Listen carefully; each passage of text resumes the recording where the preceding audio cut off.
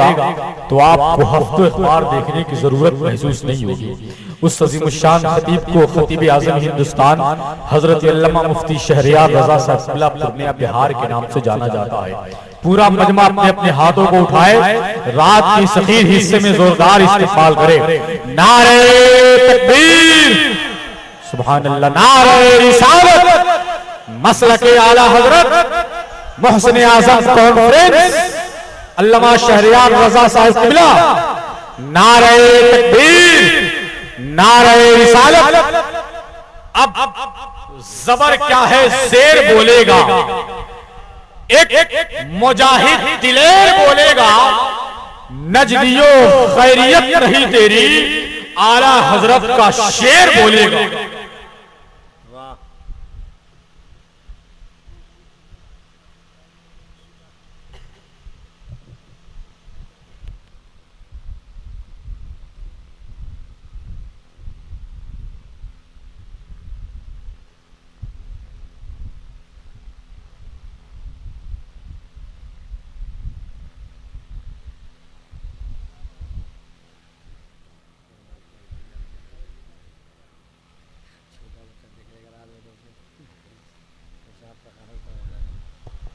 अस्सलामु अलैकुम व रहमतुल्लाहि व बरकातुहू।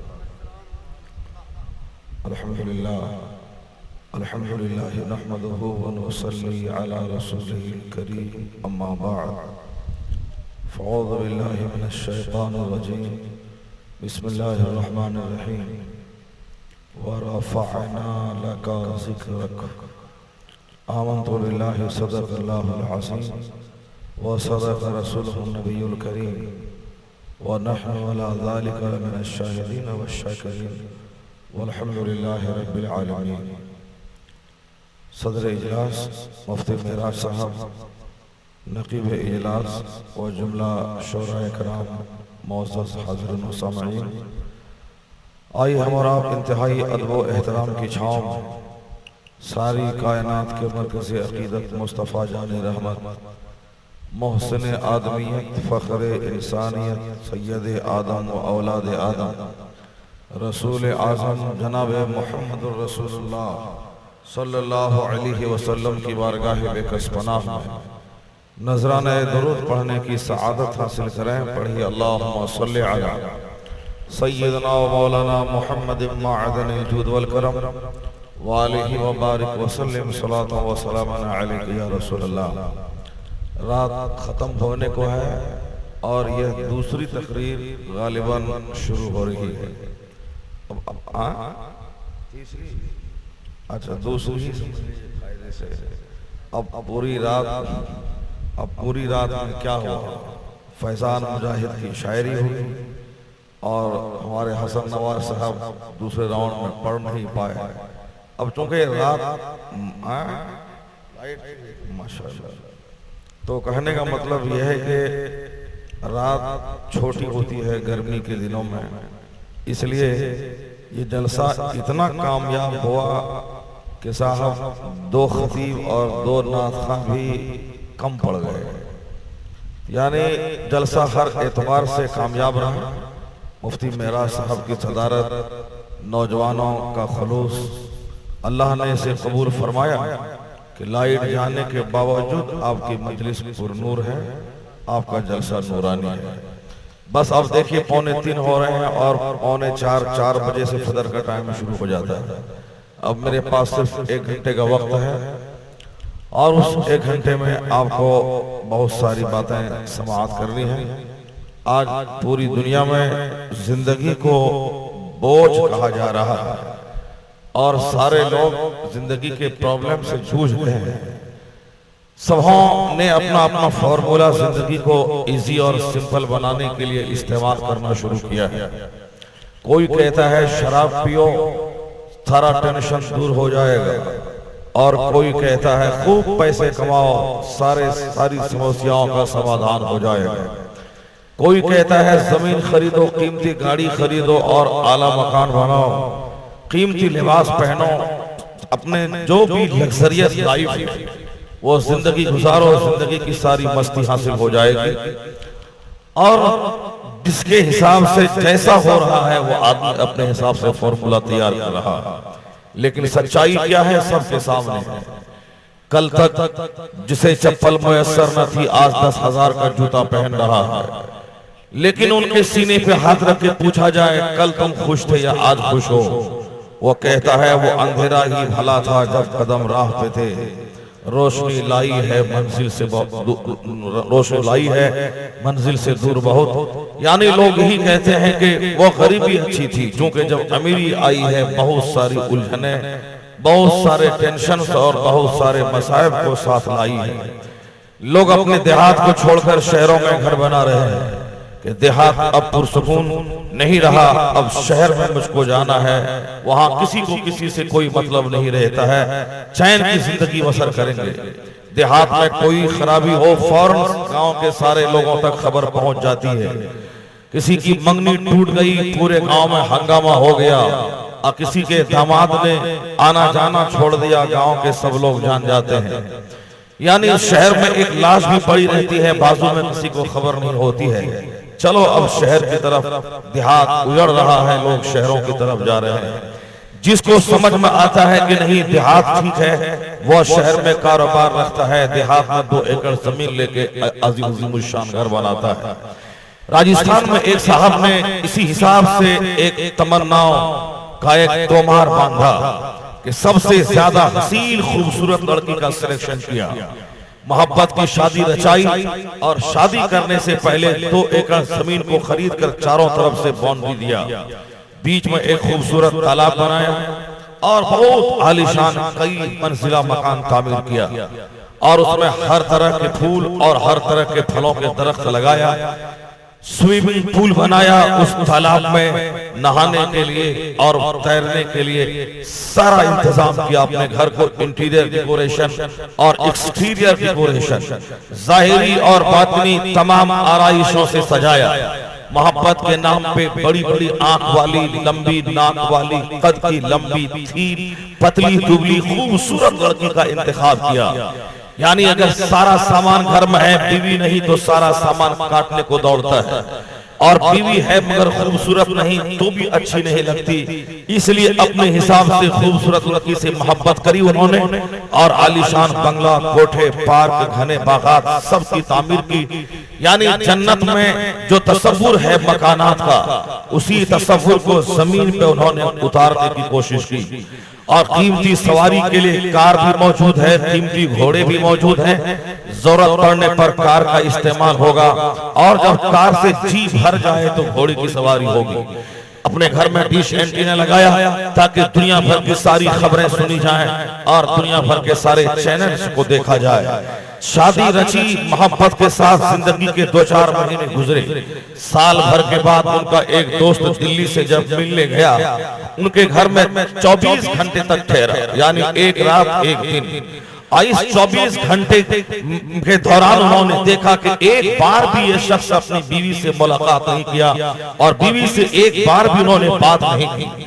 अब वह सोचने लगा ये वह नौजवान जो एक बीवी के बगैर 1 मिनट रहता नहीं था, यानी उनके हुस्न की तारीफ, उनकी जूठी चाय को पीना, उनकी तारीफ करते रहना, उनके साथ बैठना, उनके कांधे पे हाथ डालना, यानी जैसे जिंदगी का सारा ऐश उठा रहा है। लेकिन 24 घंटे में ठहरा, एक बार भी नहीं देखा या अपनी बीवी के पास गया हो या एक बार भी उनसे बात किया हो। इसने पूछा आखिर क्या माजरा, आखिर तुमने ये जन्नत अपने हाथों से बनाई है और तुमने अपने हाथों से फॉर्मूला तैयार किया है कि अपने मन की सारी चीजें आ जाएंगी तो करार और सुकून मिल जाएगा। आखिर क्या वजह है 24 घंटे में एक बार तुमने अपनी बीवी से बात तक नहीं की? जरा सुनिए उस नौजवान की बोली। वो कहता है मेरा डिसीजन गलत साबित हुआ, मैंने एक गलत लड़की के साथ अक्द किया। ये लड़की इंतहाई दर्जे की फुहर और जिद्दी है। उस लड़की से पूछा जाए कि तुमने 24 घंटे में एक बार भी अपने शौहर से बात करना नहीं चाहिए, वह बोलती है कि मेरा भी डिसीजन गलत साबित हुआ, मैंने एक गलत लड़के से मोहब्बत की और मोहब्बत के नाम पे शादी रचाई। ये बाग, ये घोड़े, ये कार और ये कोठा, ये डिश एंटीना, ये पार्क, ये फ्रूट्स, ये फ्लावर, अब ये सारा चमन मुझको कांटे का शेष मालूम होता है। कांटे का सेज है, अब ये गुलशन उसे उजला उजला दिखाई पड़ता है। मैं ये कहना चाहता हूँ कि ये दुनिया की कहानी यही है। एक आदमी अपने हिसाब से कहता है कि 3 मंजिला मकान हो जाए मुझे करार मिल जाएगा, मेरे पास 10-20 लाख रुपए बैलेंस रहे, तब मैं अकाउंट देखूंगा, पासबुक, मुझको सुकून मिलेगा और सच्ची मुसर्रत मिल जाएगी। लेकिन ये नादान गलती पे है। न अमेरिका का 110 मंजिला ऐवान आदमी को करार देगा, न यूरोप की हसीन वादियां आदमी को करार देंगी। इसलिए कि आदमी एक दिन अपने बनाए फॉर्मूले की तबाही को अपनी आंखों से देखता है। अब जिंदगी आसान कैसे गुजरेगी, अब जिंदगी अच्छी गुजारने का फॉर्मूला क्या है? ये फार्मूला न किसी अमेरिकी के पास है, न किसी यूरोप के ऐवान में रहने वाले दानिश्वर के पास है, न किसी हिंदुस्तान के अम्बेडकर और गांधी के पास है, न किसी अमेरिका के न्यूटन और नेल्सन मंडेला के पास है, न किसी माओ सेतुंग के पास है। अगर ये आसान सिंपल लिविंग का फार्मूला किसी के पास है तो पैगंबर आज़म जनाब मोहम्मद मुस्तफा के पास है। और वह फॉर्मूला क्या है? आकाए दो फरमाते हैं, कुन फी दुनिया कान्नका खरीदुन औ आबिरु सबील। दुनिया में इस तरह रहो जैसे एक मुसाफिर रहता है, एक अजनबी आदमी रहता है। ला ऐश इल्ला ऐशुल आखिरा, ला खैरा इल्ला खैरुल आखिरा। ऐश नहीं है मगर आखिरत का आराम, भलाई नहीं है इस दुनिया में मगर आखिरत की भलाई। इस दुनिया से सामान बचाते हुए आखिरत के आराम की फिक्र में अपनी जिंदगी के कीमती अय्याम गुजार दो। उसी में सच्चा करार, उसी में सच्चा सुकून है। इसलिए पैगंबर आज़म फरमाते हैं, अल मोमिनो फिल मस्जिद कस्समा के फिल्मा।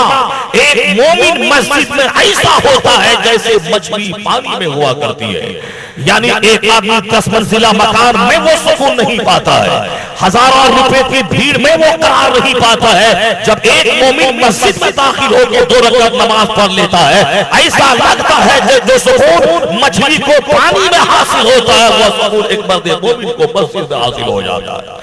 आज हमारे महल ऊंचे हो रहे हैं, मस्जिदें वीरान हो रही है, मेरा पोशाक कीमती हो रहा है, मस्जिद वीरान हो रही है, और हमारे पास कीमती सवारी आ रही है, मस्जिद वीरान हो रही है। अल्लाह कभी उस आबादी में सुकून नहीं रखेगा जिस आबादी की मस्जिद वीरान हो, जिस आबादी की मदरसे की चटाई संसार हो। कॉन्वेंट स्कूल आबाद हो रहा हो, स्कूलों में हजारों हजार बच्चे पढ़ रहे हो, और मदरसे में 200-400 बच्चे नहीं बल्कि 10-20 बच्चे पढ़ रहे हो। दरसगाहे रसूल जब वीरान होगा तो किसी की जिंदगी में खुशहाली न आएगी। इसलिए खुशहाल जिंदगी का राज यही है, अपने घर पे छप्पर रहे मगर मस्जिद आबाद रहे। दूसरी दरसगाह वीरान रहे, दरसगाहे रसूल आबाद रहना चाहिए।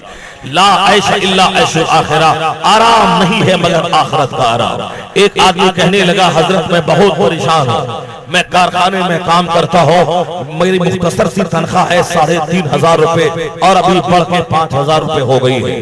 अब आप बताइए कि मैं इसमें राशन वाले का कर्जा चुकाऊं या बच्चे की स्कूल फीस दूं या मैं बीमार पड़ने पर इलाज कराऊं, करूं तो मैं क्या करूं? मुख्तसर सी आमदनी है और मैं इससे ज्यादा आमदनी कर नहीं सकता, मेरी ही मुलाजमत है, मैंने इंजीनियर हूं, मैंने डॉक्टर हूं, अब मैं क्या करूं?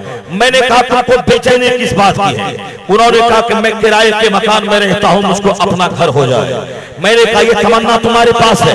कहा हाँ। और उसके बाद तू क्या चाहता है? वो कहा मैं चाहता हूं कि मैं अच्छा खाऊं, अच्छा पहनूं और मैं अपने बच्चे को अच्छा आला तालीम दिलवाऊं और मेरे पास एक छोटी सी बाइक हो और मेरे पास एक छोटी सी दुकान हो। मैंने कहा फिर उसके बाद तुम्हारी तरह दुनिया में ऐसे बहुत से लोग हैं जिनके पास एक दुकान नहीं बल्कि दर्जनों दुकान उनके पास शहर में है। तुम्हारी तरह ऐसे भी लोग हैं जिनके पास दुकान के अलावा अपना निजी मकान 50 मकान शहर में है, एक मकान में रहता है, 49 मकान को किराए पे दिए हुआ है। अभी लोग कहते हैं कि आदमी के पास घर कम पड़ रहा है। अभी एक अखबार की रिपोर्ट आई है कि दिल्ली में कई लाख ऐसे घर हैं जिसमें ताला लगा हुआ है, कोई रहने वाला नहीं है। वो सर्वे है कि दिल्ली में कई लाख घर ऐसे हैं जिसमें कोई रहने वाला नहीं है। रहने वाला बिहार का दिल्ली में घर लेके ताला लगा दिया है। नीतीश कुमार का भी एक घर दिल्ली में है, उस घर में शायद ताला लगा हुआ हो, या जब कभी ये दिल्ली जाता है तो उसमें रहता होगा, या इनका बेटा पढ़ता है तो वहां रहता होगा। बहुत सारे लोग हैं जिनके घर पे ताले लगे हुए हैं, इसलिए कि हर दौलतमंद चाहता है कि और मजीद का इजाफा हो। गरीब के पास किराया देने को पैसे नहीं, अमीर एक नहीं दर्जनों मकान ले रहा है, उन्हीं के हाथ में सारा सरमाया आ रहा है, और लोग कहते हैं कि दुनिया में गुर्बत फैल रही है और लोग परेशान हैं, मालदारों के पास दौलतें सिमटती चली जा रही है, गरीब कंगाल से कंगाल होता जा रहा है, और गरीबी के निदान का फॉर्मूला नेता पार्लियामेंट में बनाता है। लेकिन नहीं, यह जिंदगी बोझ ही रहेगी, इसलिए कि मैं चाहता हूं एक घर हो जाए, 1000 घर वाला मौजूद है, मैं चाहता हूं बाइक हो जाए। एक आदमी ऐसा है जिनके पास नौकर गुलाम 20-20 लाख की कार पे चलता है। अभी मैं गुजरात में एक आदमी को देखा, उनके पास 3 लाख की BMW कार, 3 कार मौजूद है, अपने लिए 1 करोड़ की कार, बेटा के लिए 1 करोड़ की कार, 1 करोड़ में यहाँ तो 100 कारें हो जाएंगी, लेकिन एक कार एक आदमी के पास है, आखिर उसे सच्चा सुकून तो मिल गया होगा। मैंने उस नौजवान से कहा कि ज्यादा की उम्मीद मत रख, खुशहाल जिंदगी गुजारने का फॉर्मूला पैगंबर आज़म ने दिया है। वइज़ा अस्बहता फला तंतज़िरिल मसा वइज़ा अमसैता फला तंतज़िरिस सबा, यानी जब सुबह करो तो शाम का इंतजार मत करो, और शाम करो तो सुबह का इंतजार मत करो। अपनी जिंदगी मुख्तसर समझो, बादशाह भी तेरी जिंदगी पे रश्क करता हुआ नजर आएगा।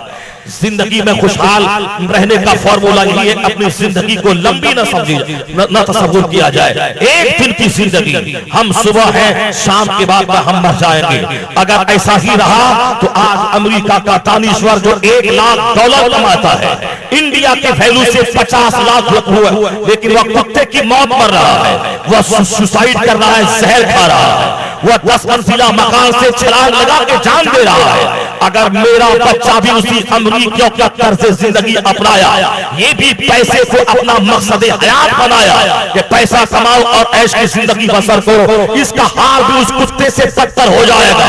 इसलिए पैगंबर आज़म फरमाते हैं, दुनिया जीफतुन व तालिबुहा किला, दुनिया मुर्दार है, उसका चाहने वाला कुत्ता है। यानी जो नमाज़ें छोड़ के दुनिया कमाए, झूठ बोल के दुनिया कमाए, सूद खा के दुनिया कमाए, हराम माल बेच के दुनिया कमाए, लॉटरी बेच के दुनिया कमाए, ये काम करेगा यहूदी मुसलमान नहीं, ये काम करे कोई ईसाई मुसलमान नहीं, ये काम करेगा कोई काफिर मुसलमान नहीं। मुसलमान करेगा क्या? मुसलमान वही करेगा, अल्लाह पाक है, पाकीज़गी को पसंद फरमाता है। जब जिंदगी मुख्तसर होगी तो आदमी जल्दी से मरना चाहेगा ताकि जन्नत का उसका मुकद्दर बन जाए, और जब जिंदगी को आदमी लंबी समझेगा वही आदमी लंघन करेगा। जब एक आदमी लंबी तमन्ना दिमाग में बांधेगा वही नमाज छोड़ेगा, वही झूठ बोलेगा, वही शराब पिएगा और अपने हाथ का फार्मूला बनाएगा। क्या तुमने नहीं देखा मुस्तफा जाने रहमत के फार्मूले में इक्सीरे हयात है, जिसने भी उस फार्मूले को नकारा उसे तबाही का मुंह देखना पड़ा है। इसलिए कि क़यामत तक का रहनुमा मुस्तफा जाने रहमत है, उसके संविधान में, उसकी नीति में, उसके कानून, उसके साबते में मुसलमान के लिए ही नहीं बल्कि दुनिया के तमाम इंसानों के लिए जीने का बेहतरीन रास्ता दिखाया गया है। क्या तुमने नहीं देखा 1400 साल पहले एक वीरान समाज था दुनिया में, एक बेटा अपनी सौतेली माओ के साथ जिना करता था, एक पड़ोसी पड़ोस की औरत के साथ दुर्व्यवहार करता था। उस गंदे समाज को बदलने का बीड़ा उठाया मुस्तफा जाने रहमत ने। कुरान कहता है वयुज़क्कीहिम वयुअल्लिमुहुमुल किताबा वयुअल्लिमुहुमुल किताबा वल हिकमा, ये नबी लोगों को सुथरा करते हैं और किताब और हिकमत की बात सिखाते हैं। अल्लाह के रसूल ने उस अरब सोसाइटी को बदलना चाहा, कैसा बदला है? सबसे पहले दिमाग में अल्लाह का खौफ डाला है। जो लोग गर्दन तक शराब में धंसा था उसे शराब की बूंद बूंद से नफरत करने वाला बना देना। जो लोग सौतेली माओ के साथ जिना करता था उसे औरतों की आबरू का रक्षक और मुहाफिज बना देना। जो लोग दूसरों का मामूली माल चोरी किया करता था, अब करोड़ों का माल रास्ते पर पड़ा है, वह खड़ा होकर उस माल वाले के आने का इंतजार कर रहा है। सोसाइटी को अंदर से बाहर से बदल देने का फॉर्मूला पैगंबर आजम ने अपनाया। सबसे पहले दिमाग में अल्लाह का खौफ डाला कि एक आदमी बाप से डरता है, बीवी से डरता है, भाई से डरता है, समाज से डरता है। चौक चौराहे पे आदमी ज़िना क्यों नहीं करता? समाज की रुसवाई का डर है। लेकिन रात के सन्नाटे में कोई औरत ज़िना की दावत दे, उसे फौरन कबूल कर लेता है, क्योंकि वह देखता है यहाँ कोई नहीं देख रहा है। पैगंबर आजम ने उस फार्मूले का इस्तेमाल किया। दुनिया की जिंदगी नहीं, आखिरत की जिंदगी, हर स्याह सफेद का हिसाब वहां देना होगा। अल्लाह का खौफ, हर वक्त तुझको अल्लाह देख रहा है। ऐसा अंदर और बाहर से आदमी की सोच बदली है कि जो लोग सौतेली माओ से ज़िना करने का आदी था, अब रात के सन्नाटे में 18 साल की दोशीशा औरत ज़िना की दावत देती है, मगर इसका अंग अंग कांप रहा है, ये अंदर से भेद की तरह लड़स रहा है। उनसे पूछा जाए कि तू अंदर से कांप क्यों रहा है? न समाज देख रहा है, न तेरी औलाद, न तेरे रिश्तेदार। वो कहता है कोई देखे ना देखे, इन्नी अखाफुल्लाह, मैं अल्लाह से डर रहा हूं, मेरा अल्लाह देख रहा है। मुस्तफा जाने रहमत का यह फॉर्मूला इतना कारआमद साबित हुआ कि धीरे धीरे अरब से ज़िना, शराब और चोरी का खात्मा होने लगा। और एक दूसरा फॉर्मूला हुजूर अलैहिस्सलाम ने दिया सामाजिक व्यवस्था कायम करने के लिए। अगर कोई शराब पिएगा 80 कोड़ा उसको मारा जाएगा, ताकि आदमी अल्लाह से भी डरे और समाज का भी एक नियम कानून शरई हुदूद है उससे भी डरे। पैगंबर आजम ने कहा जो चोरी करेगा उसका हाथ काटा जाएगा, जो ज़िना करेगा कुंवारा उसे 100 कोड़े मारे जाएंगे, और जो शादीशुदा ज़िना करे उसे बीच चौराहे पे खड़ा करके मजमे आम के सामने चारों तरफ से ऐसा पत्थर मारा जाएगा वह मर जाए। यानी बलात्कारी को मौत की सजा दी मुस्तफा ने। उसका रिजल्ट क्या हुआ? रिजल्ट ये निकला कि खुद न थे जो राह पर औरों के हादी बन गए। क्या नजर थी जिसने मुर्दों को मसीहा कर दिया? वो अरब के बकरी चराने वाले torch bearer of civilization and culture बन गए, यानी दुनिया को तहजीब और तमद्दुन की जबान समझाने लगे। अब वही अरब के चरवाहे, अरब के ऊंट चराने वाले अब वहां से निकले गए स्पेन की सरजमीन पर। 1000 साल तक वहां की हुकूमत काफिरों से छीनकर कलमा पढ़ने वालों ने हुकूमत की। अब वही अरब के लोग आए इंडिया में, 1000 साल तक हिंदुस्तान में मुसलमानों की हुकूमत की बुनियाद मजबूत कर दी। यानी जो अपनी तहजीब वो भूले बैठे थे, मगर मुस्तफा के फॉर्मूले पे अमल कर वह दुनिया को क़यादत की राह दिखला रहे हैं। अब मैं आपसे कहना चाहता हूं, जहां जहां इस्लामिक गवर्नमेंट कायम हुई वहां वहां से चोरी का खात्मा हो गया, अल्लाह का डर और शरीय हुदूद का नफा। जहां जहां इस्लामिक गवर्नमेंट कायम हुई वहां से शराब नोशी का खात्मा हो गया। होना तो चाहिए था कि हुजूर का वह फॉर्मूला क़यामत तक दुनिया के तमाम ममालिक में नाफिज किए जाए। हर दानिश्वर को नबी के कानून को अपने मुल्क में नाफिज करना चाहिए। लेकिन बुरा हो हसद का, अमेरिका के दानिश्वरों ने मुस्तफा के कानून को अरब के जंगलियों का कानून कहा, इसलिए उसको अपने मुल्क के लिए जरूरी नहीं समझा। रिजल्ट से क्या निकला? 1000 तरक्की और विकास के बावजूद आज अमेरिका में 40% से शायद बगैर बाप के लावारिस बच्चे वहां की सड़कों पे घूम रहे हैं, इसलिए कि वहां सेक्स फ्री है। हर आदमी किसी से मोहब्बत करे, बॉयफ्रेंड के लिए गर्लफ्रेंड होगा, 2-4 साल एक साथ रहेंगे, एडजस्टमेंट हुआ तब जाके शादी होगी। इस बीच में जो बच्चे पैदा हो गए वह बच्चे की निगरानी कौन करेगा? अमेरिकी गवर्नमेंट के खाते में बच्चा जाएगा। अब अमेरिकी गवर्नमेंट ने चाइल्ड होम की व्यवस्था कायम की, वहां करोड़ों डॉलर हर महीने वहां की हुकूमत का खर्च हो रहा है। एक तो सड़कों पे लावारिस बच्चों का घूमना, अमेरिकी गवर्नमेंट का बोझ बन जाना। अगर अमेरिका नबी के कानून को अपने मुल्क में जगह देता, ये खतरनाक दिन उसको देखने को ना मिलता। ऐतिहासिक चरम सीमा पे है, वहां इज्जत और आबरू का जनाजा तार-तार हो रहा है। ये मुल्क हमारा हिंदुस्तान आज से 60 साल पहले अंग्रेजों की गुलामी में था। अंग्रेजों ने 150 साल तक हुकूमत की। जब अंग्रेजों को हिंदुस्तान के मुसलमान और हिंदुओं ने मिलकर भगाया, अब यहाँ हिंदुस्तान आजाद हुआ। अम्बेडकर ने कानून बनाया, शराब पीने की ये सजा, जानी की ये सजा, ज़िनाकार के लिए हल्की और लूज सजा का इंतजाम किया, 2-4 साल के कैद की सजा। लेकिन आज हाल क्या हुआ? 60 साल के भीतर उस हिंदुस्तानी कानून का जनाजा निकल गया। 60 साल पहले अंबेडकर ने जो कानून बनाया था कि बलात्कारी को 4-5 साल कैद की सजा सुनाई जाएगी, आज से 15 साल पहले आडवाणी वजीर दाखिला था, उसने झुंझला के कहा कि हिंदुस्तान के कानून में संशोधन होना चाहिए, इसलिए कि बलात्कार चरम सीमा पे है, हर 50 मिनट पे रेप का केस दर्ज हो रहा है। 15 साल पहले तजवीज रखी, उस पर अमल न हो सका, लेकिन आज 3 महीना पहले 16 दिसंबर की रात को हिंदुस्तान की राजधानी दिल्ली की सड़क पे एक बस में गैंग रेप हुआ। हिंदू बेटी के साथ 5 हिंदू गुंडों ने उसके साथ रेप किया। 15 दिन के बाद वो लड़की सिंगापुर के अस्पताल में दम तोड़ देती है। हिंदुस्तान उसकी डेड बॉडी आती है, पूरा हिंदुस्तान खोखला गया है। अब दिल्ली यूनिवर्सिटी के हिंदू प्रोफेसर सड़क पे आ गए, हाथ में झंडा लिया, एक ही मुतालबा है कि हिंदुस्तान के कानून में तरमीम किया जाए और बलात्कारी के लिए मौत की सजा का इंतजाम किया जाए। दिल्ली यूनिवर्सिटी के बच्चे सड़कों पर आ गए।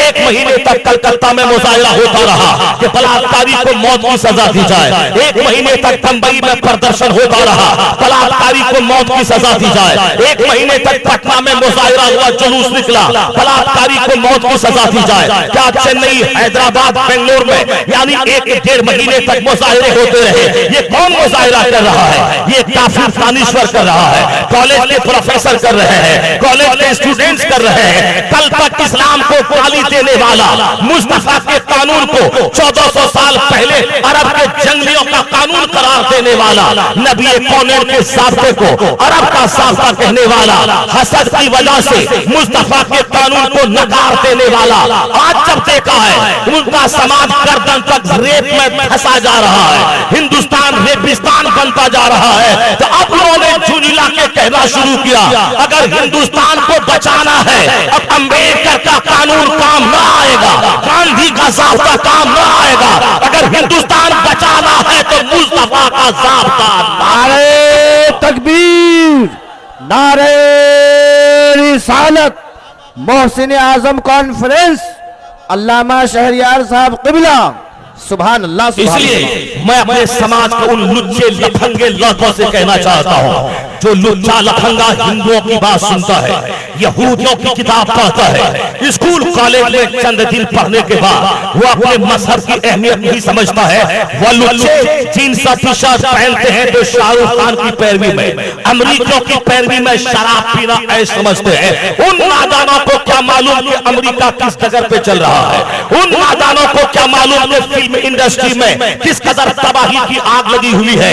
करोड़ों में खेलने वाला अमिताभ बच्चन अंदर से कितना बेचैन है, वो इस्लाम की तरफ लपट के इस्लाम लाने को देख रहा है। लता मंगेशकर से पूछा गया 80 साल तुम्हारी जिंदगी हो गई, तुम दुनिया के तमाम हाई मार्केट में तुमने जेवरात खरीदे, तुम्हारे घर में सारा सामान मौजूद है, अब तुम क्या चाहती है? लता मंगेशकर का एक ही जवाब था, मैंने दुनिया में करार हासिल करने के लिए न जाने पेरिस में, अमेरिका की वाशिंगटन डीसी में, लंदन में कहां क्या नहीं किया। मैंने शोहरत कमाई, ऐश कमाया, ऐश किया, पैसा कमाया, मगर अब मैं मौत का इंतजार कर रही हूँ, इसलिए कि अब मैं इस दुनिया में जीना नहीं चाहती हूँ, ये जिंदगी हमारे लिए बोझ बन गई है। इसलिए मैं अपने बच्चों से कहता हूँ जिस काफिर के पास कोई आइडियल और नमूना नहीं है, वही हैरान परेशान होकर एक आदमी को देखता है, 10 साल उसको मानता है, फिर गाली देता है। एक आदमी ने हाथ में बाला पहना, तो धोनी पहनता है, एक आदमी ने गले में सोने का चैन पहना, तो शाहरुख खान पहनता है, एक आदमी ने सोने की अंगूठी पहनी, तो फिल्म एक्टर क्रिकेटर को वो देखता है। अब एक आदमी 10 साल तक अंबेडकर को मानता रहा, फिर उसको गाली देने लगा, कोई अमिताभ को मानने लगा, फिर उसको गाली देने लगा, कोई एक पार्टी में रहने लगा, फिर उसको गाली देके दूसरी पार्टी में गया। जिनके पास कोई वाज़ेह बयान मौजूद नहीं है, वाज़ेह दस्तावेज नहीं है, वो कभी जिसको अच्छा समझता है उसी को लीडर चुनता है, फिर 5 साल के बाद गाली देता है। इस हैरानी परेशानी से अल्लाह ने मुसलमानों को बचाया है, इसलिए कि हमें हैरान होकर किसी दूसरे लीडर को नहीं देखना है। मेरा रहनुमा मुस्तफा जाने रहमत है, लक़द काना लकुम फी रसूलिल्लाहि उस्वतुन हसना, ये मुस्तफा हमारे लिए आइडियल है। हम अंगूठी पहने या ना पहने मुस्तफा को देखें, कैसा लिबास पहने मुस्तफा को देखें, कैसी बोली बोले मुस्तफा को देखें, कैसी कमाई करे मुस्तफा को देखें, नबी का गुलाम हो जा, सारी दुनिया से तू बेनियाज हो जा। नारे तकबीर, नारे रिसालत। मोहसिन इसलिए आजम कॉन्फ्रेंस डॉक्टर बर्नार्ड शॉ कहता है he Mohammad the prophet of Islam must be called the saviour of humanity. If a man like him were to assume the dictatorship of the modern world he must succeed in solving his problem. यानी मुस्तफा जाने रहमत सिर्फ मुसलमानों के मसाइल का हल नहीं देते हैं, वह तो तमाम इंसानियत के रक्षक और मुहाफिज का नाम है। अगर उनके उसूल और उनके कवानीन को जमीन पर नाफिज कर दिए जाएं तो सारी समस्याओं का समाधान हो जाएगा और शांतिपूर्ण जीवन की स्थापना हो जाएगी। मुस्तफा से प्यार, उनकी तालीमात पर अमल, यही हमारी जिंदगी को खुशगवार बनाने का फॉर्मूला है। मैं आपसे कहना चाहता हूं, आज लोग कहते हैं कि नबी कौने का 50 साल वाला फॉर्मूला, 1400 साल वाला फॉर्मूला इस दौर में काम नहीं आएगा। जरा गौर से सुनना। एक नौजवान को बेल्जियम में इस्लाम लाने की दावत दी गई कि इस्लाम ले आओ। उसने कहा कि Why I accept Islam? मैं क्यों इस्लाम कबूल करूं? वो कहता है कि ये दौर साइंटिफिक डेवलपमेंट का जमाना है, तुम मुझे समझाओ इस्लाम के मैं क्यों लाऊं। इस्लाम लाने के बाद क्या होगा? अब एक तो पहली बात तो यह है, जो आदमी इस्लाम नहीं लाया है वह कभी ईसा अलैहिस्सलाम को खुदा मानता है, कभी ईसा की मां को खुदा मानता है, कभी एक खुदा को मानता है, कहीं 3 खुदा का तस्वुर है। और एक आदमी जो इस्लाम नहीं लाया है वह कभी सूरज की पूजा करता है, कभी चांद की पूजा करता है, कभी किसी जानवर की पूजा करता है, कभी कोई सांप के कहता है तू खुदा है, आंख को ताकत देखा उसको कहा खुदा। यानी दिमाग परेशान है आदमी का। जिसमें शक्ति देखा उसी को खुदा माना, यानी सूरज को देखा उसकी रोशनी को खुदा कह दिया, चांद को देखा उसको खुदा कह दिया, पहाड़ की बुलंदी को देखा उसको खुदा कह दिया, सांप ने काटा तो सांप को खुदा कह दिया, बंदर को देखा उसको हनुमान उसको खुदा कह दिया। यानी किसी आदमी ने किसी को फायदा पहुंचा दिया वही उसका खुदा हो गया। कोई आता है आपके पास कहता है मुफ्ती मेराज साहब मेरा बच्चा 1 महीने से बुखार से परेशान है, तावीज दे दो। ये तावीज दे दिया। अब बोलता है कि भगवान वो नहीं, भगवान तो आप है जो मेरे बच्चे को अच्छा कर दिए। यानी एक आदमी परेशान है, जहां से देखा फायदा उसी को खुदा कह दिया, पत्थर को देखा उसी को खुदा, आग पानी को देखा उसी को खुदा। यानी जो इस्लाम नहीं लाता है उसका दिमाग जिंदगी भर ऐसे ही परेशान रहता है। वह खुदाओं के बारे में फैसला नहीं कर पाता कि मेरा कौन सा खुदा है। यही हाल क्रिश्चियनों का, मौजूदा ईसाइयों का है। वो ईसा अलैहिस्सलाम को खुदा कहता, उनकी अम्मी को खुदा कहता और एक खुदा को खुदा कहता। यानी तस्लीस का वो कायल है। अब मुसीबत जब आएगी वो कभी ईसा अलैहिस्सलाम से मदद मांगता है, भी हजरत मरियम की तरफ रुजू करता है, कभी दोनों को पैदा करने वाले खुदा की तरफ रुजू करता है। यानी सारी दुनिया हैरान और परेशान है। अब कहा गया साइंटिफिक ढंग से एक आदमी अपनी पेशानी को एक रब के सामने अगर झुका देता है तो आदमी तमाम इंतशार ख्याली बेशुमार वसवसात से महफूज हो जाता है। एक खुदा को मान ले, वही खुदा जो सूरज को पैदा करने वाला है। कहा सूरज को कैसे पैदा करने वाला है? अगर सूरज खुदा है तो सूरज को ग्रहण क्यों लगता है? सूरज को जब ग्रहण लगता है उसकी रोशनी छीन ली जाती है और दुनिया में अंधेरा छा जाता है। अगर सूरज खुदा है, खुदा वो है जिस पर दूसरे का तसल्लुत न हो सके, वह खुद हाकिम हो। यह सूरज की रोशनी का छीन लिया जाना, ये चांद का कहन में आ जाना, ये शेर को खतरे में कब्जे में कर लेना, यह मौसम की तब्दीली और फिर ये समंदर का सूख जाना। अभी जॉर्डन के पास समंदर 25 किलोमीटर दूर तक डेड है वो समंदर, उसको मुर्दा समंदर बोला जाता है। यानी समंदर जो कि सूखने का तस्वुर आदमी नहीं कर सकता है, मगर 25 किलोमीटर दूर तक समंदर डेड है, वहां पानी ही नहीं है। जिस समंदर को आदमी खुदा कहता है वो समंदर डेड हो गया। और जब क़यामत करीब आएगी समंदर के पानी को बहा दिया जाएगा, समंदर के पानी में आग लगा दी जाएगी। मैं आपसे कहना चाहता हूं समंदर भी किसी से खौफ खा रहा है, सूरज की रोशनी छीनी जा रही है, चांद को भी कहर लग रहा है। ये सांप जो आदमी को डसता है ये भी आदमी के खौफ से भागता है। यह शेर जो खतरनाक हमला करता है ये भी आग को देख के डरता है। दुनिया की तमाम चीजों की कैफियतें बताती है ये खालिक नहीं बल्कि ये मखलूक है। अब पता चला इस्लाम का तसव्वुर, एक खुदा का जो तसव्वुर का फॉर्मूला है वही खुदा है जिसने जमीन पैदा की जिसने आसमान पैदा किया, जिसने सूरज को रोशनी दी, जिसने चांद को रोशनी दी, उस खुदा ने अपने महबूब को दुनिया में भेजा। अब उनका महबूब उंगली का इशारा करता है, चांद दो टुकड़े हो रहा है। चांद खुदा नहीं, मुस्तफा की गुलामी कर रहा है। जिस सूरज को तू खुदा कहता है, मुस्तफा का इशारा सूरज ने पाया, अब तूबा सूरज पलट आया। अब देख, सूरज खुदा नहीं, मुस्तफा की गुलामी कर रहा है। पैगंबर आजम के सामने जो पत्थर आता है, वह पत्थर अपने सीने पे नबी के कदमों को जगह दे देता है। जिस पत्थर को तू खुदा कहता है, वह पत्थर मुस्तफा के कदमों को अपने सीने में जगह दे रहा है। वह पत्थर उहद का पहाड़, जब नबी का कदम पड़ा, उहद का पहाड़ पत्थरों का मजमुआ वह हिलने लगा। नबी की एक ठोकर से उहद का सलसला चाहता रहा। रखती है कितना फकार, अल्लाह अकबर एड़िया। पत्थर को खुदा कहने वाला, देख ले मुस्तफा की गुलामी पत्थर कर रहा है। सूरज को खुदा कहने वाला, देख नबी के इशारे पे सूरज पलट आ रहा है। चांद को खुदा कहने वाला, देख मुस्तफा को उंगली में उनका इशारा उठ गया, चांद के दो टुकड़े हो गए। अब सारी दुनिया फैसला करके आए मुस्तफा के दरबार में। इतना पावरफुल मुस्तफा का गुलाम है कि वह समंदर में कदम रख दे तो समंदर अपने सीने में जगह दे देता है। यानी नबी का गुलाम जब शेर देखता है तो शेर उसका मार्गदर्शक बन जाता है। मिशकात की वो हदीस, हुजूर का गुलाम जंगल में है, रास्ता भूल गए तो एक शेर चिंगारता हुआ आया। जो आदमी का दुश्मन है वो चिंगारता आया और आगे आगे तिल हिलाकर जाने लगा। जब उसे इस्लामी काफिला मिला दूसरे फौज का, तो वहां तक उसे पहुंचा के फिर शेर वापस आ गया। यह शेर आदमी का दुश्मन मुस्तफा के गुलाम की गुलामी कर रहा है। एक बार मुस्तफा के गुलामों की एक जमात एक मुल्क में गई, सारे जंगल के अलावा आबादी में रहने की जगह न थी। मुस्तफा का गुलाम किनारे खड़ा होकर कहता है, एक जंगल के दरिंदों सांपों, हम मुस्तफा के गुलाम हैं, हमारे रहने की जगह नहीं है, तुम लोग इस जंगल को खाली कर दो। मुस्तफा के गुलामों का खेमा यहाँ गड़ेगा। रिवायत में आया है कि जंगल से तमाम शेर और अस्तहा सांप इस तरह से भाग रहे थे जैसे किसी आबादी का इंसान किसी बादशाह के आने पर आबादी खाली करके भागा करता है। सारा जंगल खाली हुआ। मुस्तफा के गुलामों ने अपना खेमा गाड़ा। यानी जो नबी का गुलाम हो जाता है, शेर और अस्तहा भी उनकी बात मानने लगता है। अब दुनिया के सामने ही फार्मूला है कि मुस्तफा को ही खुदा मान लिया जाए।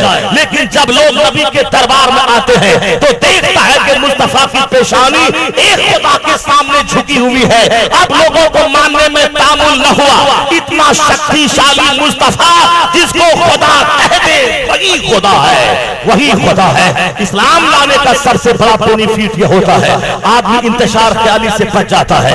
पैगंबर आज़म ने जिसको खुदा कहा वही हमारा खुदा है। अब इस्लाम लाने के बाद मुझ पर कौन से कानून नाफिज होंगे? उससे कहा गया नमाज पढ़ना होगा, हज और ज़कात तुम पे नाफिज होंगे। कहा नमाज का फायदा मुझको क्या मिलेगा? उनसे कहा गया कि नमाज से पहले वजू करना पड़ता है और वजू का फायदा यह है, वजू बहुत सारी बीमारियों के लिए जरासीम कुछ करार किया जाता है। यानी जिन रास्तों से बीमारियां अंदर में दाखिल होती हैं उन रास्तों का नाम है आंख की पुतली। एक आदमी दिन भर समाज में रहता है, कर तो खुबास आंख के रास्ते से अंदर जाते हैं। अब बीमारी का अंदर दाखिल होने का रास्ता है आंख। बीमारी अंदर दाखिल होती है नाक के रास्ते से, बीमारी अंदर दाखिल होती है मुंह के रास्ते से, बीमारी अंदर दाखिल होती है नाखून के रास्ते से, बीमारी अंदर दाखिल होती है पांव के नाखून और तलवे के रास्ते से। अगर एक आदमी के तलवे में तेल लगाया जाए उसकी ठंडक दिमाग में महसूस होती है। अगर कोई गर्म पत्थर पे चले उसकी हरारत आदमी को दिमाग में महसूस होती है। यानी पूरे जिस्म में एक कनेक्शन है तलवे से लेकर सर तक। अब कहा गया ये वजू क्या है? बेशुमार बीमारियों के जरासीम को खत्म कर देता है। जब फजर के टाइम में वजू किया जाए, हाथ धोना, हाथ के जरासीम को धुल देना, चेहरा धोना, मुंह और नाक और आंख के जरासीम का खात्मा कर देना। पांव धोने का मतलब है बहुत सारी बीमारियां जो पांव के रास्ते दाखिल होती है उन बीमारियों के दरवाजों को बंद कर देना। बेल्जियम का वो अंग्रेजी पढ़ने वाला तालिब इल्म कहता है, ये बात तो मेरी समझ में आ गई, लेकिन ये बताओ कि गर्दन का मसाज क्यों किया जाता है? इसमें कौन सा साइंटिफिक रीजन है? उसको ये बात समझ में नहीं आई और सेटिस्फाई नहीं कर पाया। कहा कि जब तुम सेटिस्फाइड कर दोगे मैं कलमा पढ़ के ईमान ले आऊंगा। उनके दिमाग में इसकी कोई साइंटिफिक तौजीह नहीं थी। थी। कहा ठीक है, मैं किसी आलिम से राब्ता करके मैं बताता हूँ। एक दिन कई हफ्ते के बाद वो अपने दोस्त को ढूंढता हुआ आया। कहा कि अब आओ तुम मुझको कलमा पढ़ा के मुसलमान बनाओ। कहा क्यों? कहा कि गर्दन के मसा की साइंसी तौजीह समझ में आ गई। मैं कल कॉलेज में था, मेरा प्रोफेसर लेक्चर दे रहा था। उसने कहा कि सर से बेशुमार रगे गर्दन के रास्ते से पांव तक फैली हुई है। अगर एक आदमी दिन में कई बार अपने भीगे हुए हाथ से गर्दन को टच कर ले तो बहुत सारी खतरनाक बीमारी, खासकर पागलपन की बीमारी से आदमी महफूज हो जाएगा। अब मुझको गर्दन के मसा की साइंसी तौजीह समझ में आ गई। वह नौजवान ढूंढता हुआ अपने दोस्त के पास आया। कहा अब तुम अपना हाथ बढ़ाओ, मैं वादा करता हूँ, तौबा करता हूँ, अब मैं कलमा पढ़ के मुशर्रफ इस्लाम हो रहा हूँ। आज जब साइंस की तौजीह ने इस्लाम को इतना आसान कर दिया है, मैं कहता हूँ वुजू में 4 चीजें फर्ज है। चेहरा का धोना, हाथ पौलियों समेत धोना, पांव टखनों समेत धोना, गर्दन चौथाई सर का मसह करना। गर्दन का मसह न फर्ज है न वाजिब है। आखिर ये है क्या? एक मुस्तहब चीज है। हम गर्दन का मसह नहीं भी करेंगे तो भी वजू पर कोई फर्क न पड़ेगा। एक मुस्तहब काम है गर्दन का मसह करना, न फर्ज है न वाजिब है। लेकिन ताज्जुब की बात तो यह है कि मुस्तहब पर अमल करने की बरकत से खतरनाक बीमारी पागलपन से आदमी महफूज रहता है। जब मुस्तहब पर अमल करना इतना फायदा देता है तो फराइज और वाजिबात पे अमल करना कितना फायदा देगा। इसलिए मैं कहता हूं कि इस्लाम इस दौर में इस कदर तेजी से फैल रहा है, इल्म का उजाला फैल रहा है, कलमा पढ़ने वालों की तादाद में इजाफा हो रहा है। मेरे बच्चों को क्या खबर, ये बच्चे तो कहते हैं कि साइंस पढ़े और साइंसदानों के गुलाम बन जाए। नहीं, साइंस पढ़, गुलामी मुस्तफा की कर। MBA की डिग्री हासिल कर मगर गुलामी मुस्तफा की कर। तू IAS ऑफिसर बन, गुलामी मुस्तफा की कर। तेरा लिबास इस्लामी हो, तेरी सोच इस्लामी हो, तेरा सर से लेकर पांव तक तेरा वजूद इस्लाम की खम्मासी करे। यानी तुझको देखकर लोग इस्लाम को गाली न दे, तुझको देखकर इस्लाम का अपमान न करे। बल्कि मैं कहता हूं अगर तुम्हारी वजह से इस्लाम की तौहीन हुई, लोगों ने कहा इतना बड़ा बद अखलाक ये है तो इसका पैगंबर की तालीम नहीं होगी। नहीं, तू अपने आचरण को इतना स्वच्छ कर ले कि जब लोग तुझे देखे तो कहे जब नबी का गुलाम ऐसा है तो मुस्तफा का अखलाक कैसा होगा, मुस्तफा जाने रहमत की मोरालिटी कैसी होगी। मेरी वजह से मेरे मजहब के करीब लोग आए, मेरी वजह से मेरे मजहब को समझे। जहां तक सवाल रहा इस्लाम की हक़ानियत का तो गौर से सोच। अमेरिका की एक डॉक्टर है, डॉक्टर लेडी मारिया, उसके दिमाग में ये आया है कि मैं इस्लाम के ताल्लुक से उसने अपने हिसाब से एक नजरिया कायम किया कि इस्लाम ने औरतों पे जुल्म किया है, औरतों को पर्दे में रहने का कानून देकर औरतों को अपमानित किया है इस्लाम ने। अब उन्होंने कुरान का अंग्रेजी अनुवाद पढ़ना शुरू किया कि हम अंग्रेजी अनुवाद पढ़ के दुनिया की तमाम बेटियों को मैं बताऊंगी कि इस्लाम मानने के काबिल मजहब नहीं है, इसने तुम्हारी आजादी को छीना है, इसने तुम्हें पर्दे का हुक्म दे करके तेरे राइट्स पे अटैक किया है। इसलिए इस्लाम को, इस्लाम से मुसलमान औरतें आजाद हो जाएं और जो गैर मुस्लिम औरत है वो इस्लाम की तरफ ललचाई निगाह से न देखे। इसी नापाक इरादे से डॉक्टर मारिया ने कुरान पाक का मुताला शुरू किया, अंग्रेजी जबान में कुरान का तर्जमा पढ़ना शुरू किया। अगर जाहिल औरत होती मैं कभी उसका नाम ना लेता, लेकिन अमेरिका की हाईली क्वालिफाइड औरत है वो। मेरा बच्चा इंडिया में डॉक्टर बनता है, MBBS की डिग्री हासिल करता है और आला तालीम के लिए बच्चा अमेरिका जाता है। अब अमेरिका की हाई क्वालिफाइड औरत यानी आला तालीम याफ्ता है वो औरत, उसने कुरान पाक के अंग्रेजी अनुवाद को पढ़ना शुरू किया। क्या किस ख्याल से, किस इरादे से, ताकि हम उन खराबियों को हाईलाइट करेंगे जिसने जो इस्लाम ने औरतों के ताल्लुक से कहा है, उनकी आजादी, उनके पर्दे को कानून देकर के उनकी समानता और बराबरी पे हमला किया है। इस इरादे से कुरान पढ़ने चली।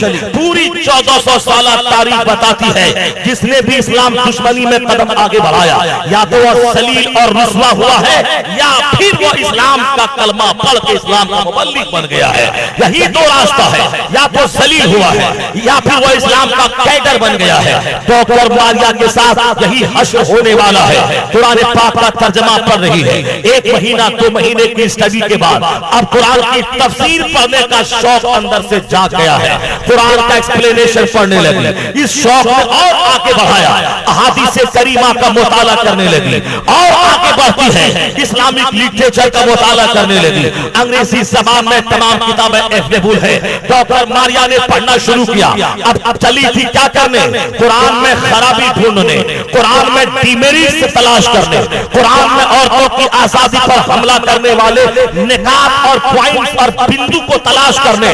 मगर डॉक्टर मारिया को क्या खबर थी कि कुरान मुझको अपना असीर बना लेगा, कुरान मुझे अपना कनीज बना लेगा, कुरान मुझे अपनी मोहब्बत में गिरफ्तार कर लेगा।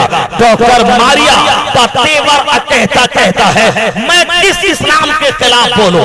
मैंने जब कुरान का मुताला किया, मैंने अहादीस की स्टडी की, मैंने इस्लामिक हिस्ट्री को जब पढ़ा तो मुझको ऐसा कुछ महसूस नहीं होता है कि इस्लाम ने औरतों की आजादी पे हमला किया हो। अब बस सोचने लगी इस्लाम का कारनामा तो ये है कि आज से 1400 साल पहले हमारी बहन बेटी जब पैदा होती थी घरों में तो लोगों ने अपने हाथ से ज़ाब्ता बनाया था कि बेटी की पैदाइश को मनहूस करार दिया था। बेटी जब पैदा होती तो लोगों का चेहरा काला हो जाता, दिन भर बाप मुंह छुपाता था ताकि रिश्तेदार को नजर न पड़े, कोई पूछे नहीं कि घर में क्या पैदा हुआ है, कहना ना पड़े कि बेटी पैदा हुई है। आज भी दौरे जाहिलियत की कुछ झलक दिखाई पड़ती है। बेटी जब पैदा होती है तो आदमी देर में शर्म से कहता है हाँ बेटी पैदा हुई है। जब बेटा होता है तो फख्र से मुंह में ताव दे के कहता है हाँ बेटा पैदा हुआ है। उसी की सजा अल्लाह दे रहा है। अब कौन सी सजा? बेटा की पैदाइश पे मुंह पे ताव देने वाला, बेटा की पैदाइश की तरह पे भीख मांगने वाला, बेटा को बेटी पे फौकियत देने वाला, जिसने बेटे की तमन्ना की और बेटे को बेटी पे तरजीह दिया, अपनी सारी जमीन बेटा को दिया, बेटी को महरूम रखा, बेटी को सेकेंडरी हैसियत और बेटे को प्रायोरिटी दी। अल्लाह ने उसी की सजा दी है। आज बेटा पढ़ने लिखने के बाद वो अपनी सास अम्मा का गुलाम बन जाता है, अपनी माँ को तड़पता हुआ छोड़ देता है। बेटा पढ़ने के बाद ससुर का गुलाम हो जाता है, अपने बाप को छोड़ देता है। देख अपने हाथ से तुमने कहा था या बेटा मुझको सहारा देगा, या बेटा मेरे दर्द में काम आएगा, या बेटा मेरी इज्जत को इजाफा करेगा, या बेटा ऐसा काम करता है कि समाज की नाक कटवा देता है, या बेटा ऐसा काम करता है पूरे समाज की इज्जत को मिट्टी में मिला देता है, या बेटा ऐसा काम करता है कि बाप को बेईमान उनकी कब्र पे जाके लाठी मार के कहता है अल्लाह इसकी कब्र में रहम ना करे, इसने मेरे बड़े भाई को 1 बीघा जमीन ज्यादा दे दिया और मुझको कम दिया है। यानी भाई पनिशमेंट की सूरत में अल्लाह को छोड़कर बेटे पर एतमाद करने वाला अब उन बेटों से सजा पा रहा है। सुनो मेरी बात, डॉक्टर मारिया का तेवर कहता है यही दुनिया थी। बेटी की पैदाइश के बाद बाप का चेहरा काला होता था। क्यों काला होता था बाप का चेहरा? इसलिए कि बेटी बोझ बन के आ गई है। इस बेटी का कसूर क्या था? एक बाप ने अपनी बीवी से सोहबत किया, बाप माँ दोनों मिले, बाप के नुस्खे से औलाद पैदा होगी। औलाद चाहे बेटा हो या बेटी, उसी बाप की तो औलाद है। उसमें बेटी का कसूर क्या है जो बेटी पैदा हो गई? बाप का चेहरा काला क्यों होता था? वह दिन भर मुंह क्यों छुपाता था? उसकी बेटी अपमानित और जलील क्यों थी? वह दुनिया में आने के बाद उनका घर मातम कदा क्यों बनता था? जबकि मर्द को औरत की जरूरत है, औरत को मर्द की जरूरत है। औरत और मर्द के बगैर यह दुनिया आबाद न होगी। तो जितना हमको औरत की जरूरत है उतना औरत को मर्द की जरूरत है। औरत के बगैर हम कुछ नहीं, मेरे बगैर औरत कुछ नहीं। तो फिर उस औरत को अपमानित क्यों किया गया? उनकी पैदाइश पर चेहरा काला क्यों हुआ? उनके पैदा होने पर घर मातम कदा क्यों बना? डॉक्टर मारिया कहती है यही लड़की जब चलने फिरने के काबिल हो जाती, शादी के डर से कि जहेज में सामान देना पड़ेगा, किसी दामाद को अपने सामने दामाद को इज्जत देनी पड़ेगी, इसलिए वह दिन देखने को न मिले। लोगों ने अपनी चलने फिरने वाली बेटी को जिंदा दफन करना शुरू किया। अपने हाथ से एक बाप अपनी बेटी की कब्र खोद रहा है। कैसा खतरनाक समाज दुनिया में लोगों ने अपने हाथ से निर्माण किया था। डॉक्टर मारिया का तेवर है ये औरत जब उनकी शादी हो जाती, अगर यह बच्चाती शादी होती तो एक शौहर इसको चूस लेता, और जब यह बीमार पड़ जाती या बूढ़ी हो जाती इसको तलाक देके ठिकाने लगा देता। यानी औरत सिर्फ जिस्मानी ख्वाहिशात की तकमील का जरिया बन के रह गई थी, उसे समाज के जिम्मेदार फर्द होने का हक हासिल नहीं था। इसलिए बाप ने जमीन अपने हिस्से से उसे हटाया। भाई की जायदाद में कोई प्रॉपर्टी नहीं, शौहर की मिल्कियत में कोई हिस्सा नहीं। यानी औरत रुस्वा थी समाज में, वह या तो जिंदा दरगोर कर दी जाती या फिर उसे मां की गोद में ही उसे मौत का मुंह देखना पड़ता या फिर शौहर की बेरुखी का सामना करना पड़ता। यानी औरतों को सलील समझ लिया गया था। डॉक्टर मारिया कहती है उसी घिनौने समाज में अचानक एक क्रांति पैदा होती है, एक इनकलाब पैदा होता है। अरब में एक मसीहा पैदा हुआ, उस मसीहा की जबान से एक मुस्तैद जाफिजा भरा नारा बोलता है, मन आला सलासा बनाती और सलासा अखवा, जिसने 3 बेटियों को पाला या 3 बहनों को पाला, फातबहुन्ना अच्छा अदब सिखलाया, वह ज़वजहुन्ना शादी दिला दिया, काना फिल जन्ना, वह शख्स जन्नत में रहेगा। और ऐसे जैसे 2 उंगली आपस में मिली होती है, उन बेटियों का पालने वाला मुस्तफा के साथ जन्नत में रहेगा। हुजूर का नारा गूंजा, जिस घर में बेटी पैदा होती है रहमत इलाही झूम के वहां बरसा करती है। मुस्तफा की जबान से जब ये मुस्तैद जाफिजा सुनने को मिली, अब अचानक समाज में परिवर्तन आया। कल तक बाप का चेहरा काला होता था, अब बेटी की पैदाइश के बाद बाप का चेहरा खिलने लगा। अब उस घर में शादियां बजने लगे, खुशी का माहौल पैदा हो गया। आदमी की टेंडेंसी बदली, आदमी की धारणा और सोच बदली। लोगों ने अब बेटी को रहमत का जरिया करार दिया, अब बेटी की पैदाइश के लोग तमन्ना करने लगे।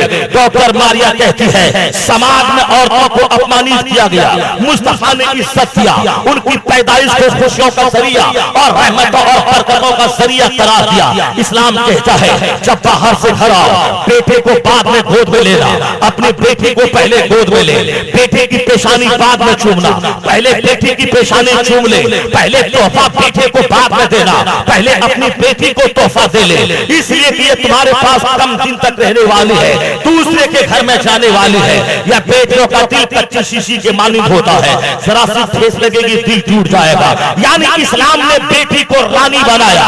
अब एक बाप बाहर से घर आता है, बेटी को गले लगाता है, उनकी पेशानी चूमता है, बेटे को बाद में बेटी को पहले।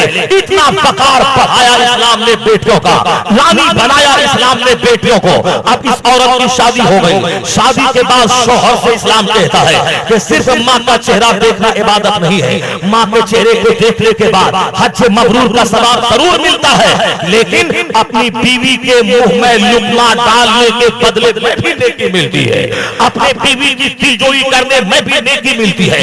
यहाँ तक के फतवा रज़विया में आला हज़रत ने लिखा है अगर कोई अपनी बीवी की शर्मगाह पे इसलिए हाथ रखता है ताकि उनकी दिलजोई हो, तो इसमें भी सवाब मिलने की उम्मीद है। मालूम ये हुआ एक औरत की दिलजोई से भी सवाब मिलता है, उनके मुंह में लुकमा डालना सवाब। पैगंबर आजम ने औरत का सम्मान बढ़ाया। हजरत आयशा आपकी बीवी है, वह हुजरे में रहने वाली, ईद का दिन है, सामने एक हबशी करतब तमाशा दिखलाता है। हजरत आयशा की उम्र छोटी थी, सरकार के निगाह में वो आई थी। आकाए तोजा उनकी उम्र का ख्याल करते हुए छोटे लोगों को, छोटी उम्र के लोगों को खेल तमाशे का शौक होता है। सरकारे तोजा दरवाजे पर खड़े हो गए, हजरत आयशा हुजूर के कांधे पर चेहरा रख देती है और उस हबशी के तमाशे को देखने लगी। सरकार फरमाते ए आयशा क्या हो गया? आयशा कहती है अभी नहीं हुआ है। सरकार कुछ देर के बाद फिर फरमाते हैं आयशा क्या हो गया? सरकार हजरत आयशा फरमाती है नहीं हुआ है। आकाए तो जहां उस वक्त तक खड़े रहे जब तक कि सैयदा आयशा खुद वहां से तंग आकर अंदर न चली गई। ये है बीवियों का सम्मान। सरकारें तो जहां तमाम पैगंबरों के सरदार, दुनिया भर के मामलात है, मैदान जंग के मामलात तय करना है, कयामत तक जिंदा रहने का फॉर्मूला देना है। इन तमाम कामों से निपटने के बाद जब अपने घर में आ जाते, आपकी बीवी खाना बनाती तो सरकारें तो जहां उनके साथ में ताबुन फरमाते थे, यानी जब वह खाना बनाती आकाए तो जहां उनके कामकाज में हाथ बताते और हुजूर फरमाते हैं खैरुकुम खैरुल लिनिसाइकुम, तुम में सबसे अच्छा मर्द वो है जो अपनी औरतों के लिए अच्छा है। मर्द वो नहीं है जो औरतों पर ठोस जमाता रहे, औरतों पर हमेशा आंख निकाल के देखता रहे। नहीं, औरतों को सर पे चढ़ाना भी नहीं चाहिए, लेकिन हिकमत और तदबीर के साथ प्यार और मोहब्बत, उनकी इज्जत में कोई कमी ना हो। औरतों के चेहरे पर मारने से इस्लाम ने मना किया। गलती औरत की है, औरत को सजा दी जाए। उसकी माँ ने कोई गलती नहीं नहीं की है। माँ लगा के गाली देना हिमाकत और कथापनी है। गलती बीवी की उसके बाप को गाली देना इंतहाई दर्जे की कमीनापनी है। वह समाज का कमीना, खसीस और जलील आदमी है जो बीवी की गलती पे उनके बाप को गाली देता है, बीवी की गलती पर उनकी माँ को गाली देता है। गलती बीवी की है, गलती को बीवी को सजा दे। उसकी माँ ने क्या बिगाड़ा, उसके बाप, उसके भाई, उसके खानदान ने क्या बिगाड़ा। इंसान की सूरत में गधे भी इस समाज में रहते हैं। बुजुर्गों ने कहा है जब क़यामत करीब आएगी आदमी की सूरत में माँ के पेट से कुत्ता पैदा होगा। क्या मतलब, कुत्ता जन्म लेगा? नहीं, कुत्ते की खसलत का आदमी पैदा होगा। यह आदमी का रंग रहेगा गोरा, यह आदमी का कद रहेगा लंबा, इसकी आंख रहेगी बड़ी, मगर उसके सीने में जो दिल रहेगा वह दिल कुत्ता जैसा सी होगा। क्या मतलब, वह जबान खोलेगा दूसरे की कीमत करेगा, दूसरे की इज्जत खराब करेगा, दूसरे की दौलत लेकर उसकी तबाही की तमन्ना करेगा। जब भी जबान खोलेगा अच्छी बात ना करेगा, दूसरों की इज्जत अफजाई की बात, दूसरों की दीनदारी की बात, दूसरों की खैरखाही की बात नहीं। जब भी जबान बोलेगा कहेगा हम उसको दिखला देंगे, उस कमीने को हम समझा देंगे, हम उसके ठिकाने लगा देंगे।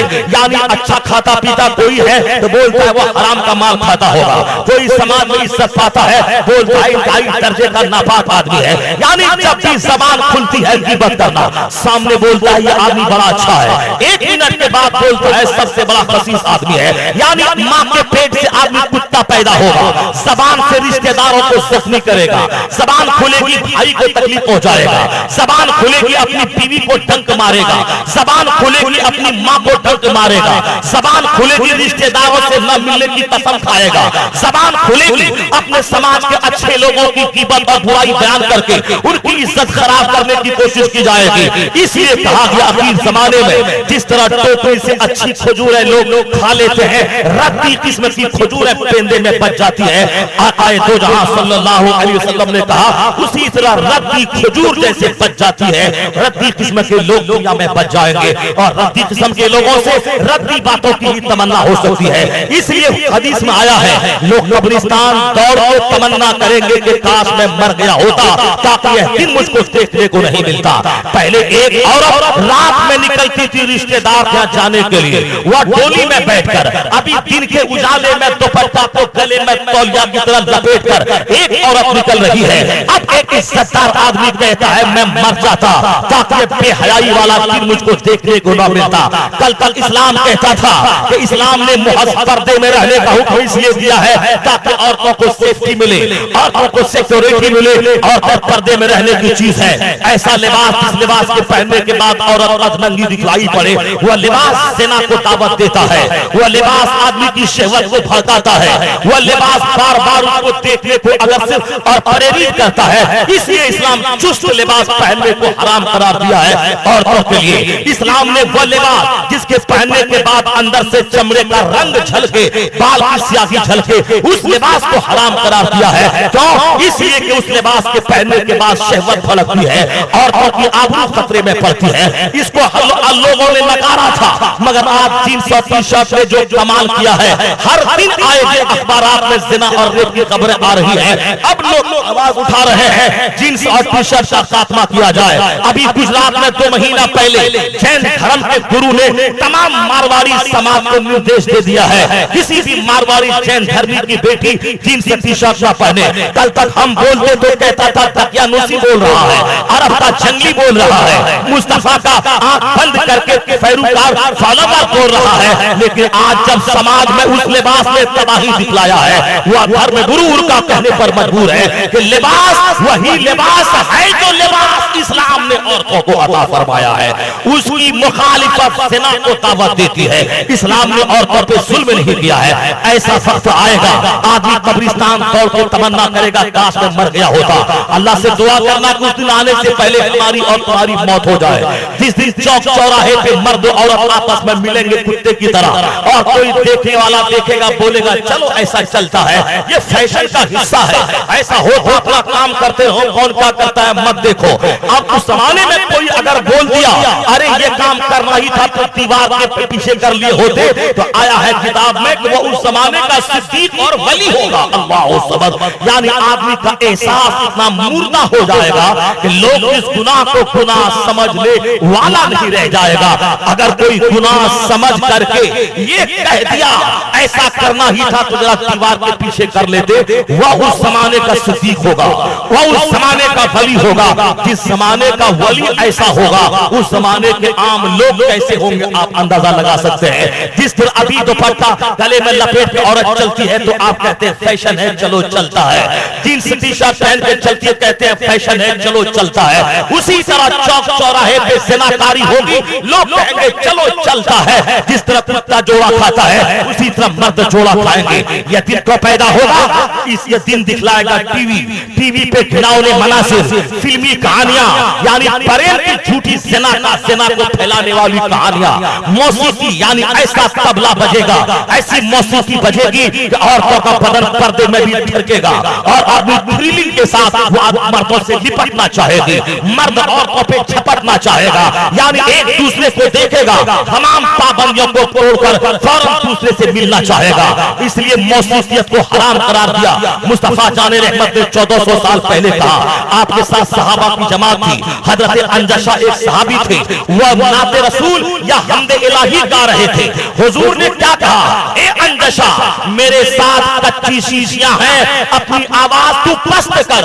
वह कोई गाना नहीं गा रहा था, कोई तबला नहीं बजा रहा था, कोई मौसीकी नहीं थी, वह हमदे इलाही या नाते मुस्तफा गा रहा था बगैर मौसीकी के, मगर आवाज में मौज और लहर थी। उस आवाज को औरतें सुन लेती तो औरतों के दिल में कुछ से कुछ पैदा हो सकता। वो सरकार के जमाने की औरत, वहां कुछ पैदा न होने वाला था, लेकिन हम जैसे गुलामों को तालीम देने के लिए मुस्तफा ने क्या फरमाया, ए अंजशा अपनी आवाज को पस्त कर ले, इसलिए कि मेरे साथ कच्ची शीशियां हैं जो जरा सी ठेस लगने के बाद टूट जाती है। जब हमदे इलाही बगैर म्यूजिक के सहाबी गाए और मुस्तफा उसे आवाज पस्त करने कहे, और आज जो ठुमरी के तौर पर आदमी नाम पढ़ता है और औरतें मोबाइल में उसे डाउनलोड करके दिन रात सुना करती है, और औरत उस शायर का मोबाइल फोन लेके उनसे बात करती है कि आपकी नात हमने सुनी, बड़ा अच्छा लगा, मुझको आपसे मोहब्बत होने लगी, मैं आपसे कभी कभी बात करूंगी, तो आप बुरा मत मानिएगा।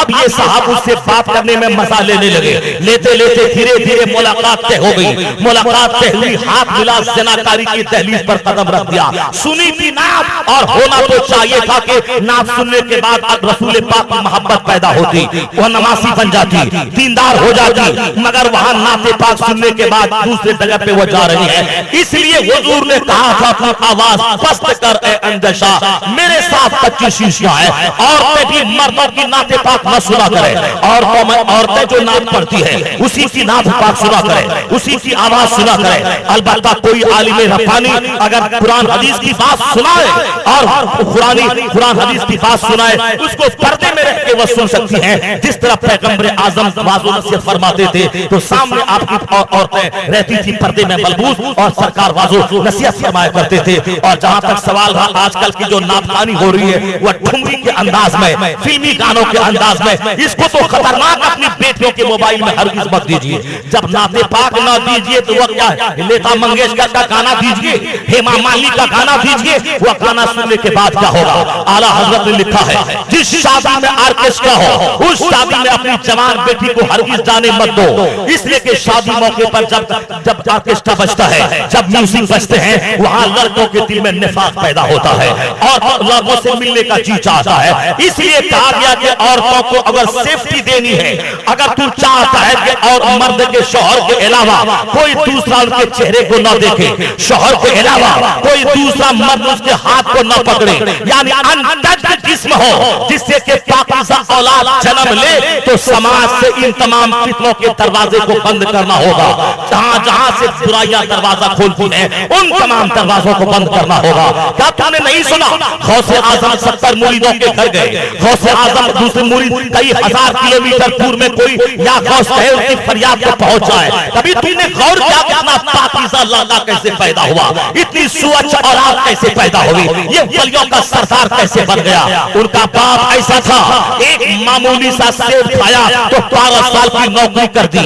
माँ ऐसी थी कि जिस माँ को गूंगी, अंधी और लूली और लंगड़ी अपाहिज कहा था, उस माँ उसके बाप ने इस माना कर कहा था कि मेरी बेटी जबान से खिलाफ कोई बात नहीं निकाली है। आंख की अंधी इस माना कर है कि आंख से किसी गैर महरम को ना देखा है। सर से लेकर पांव तक सारे आज़ा गुनाहों से महफूज है।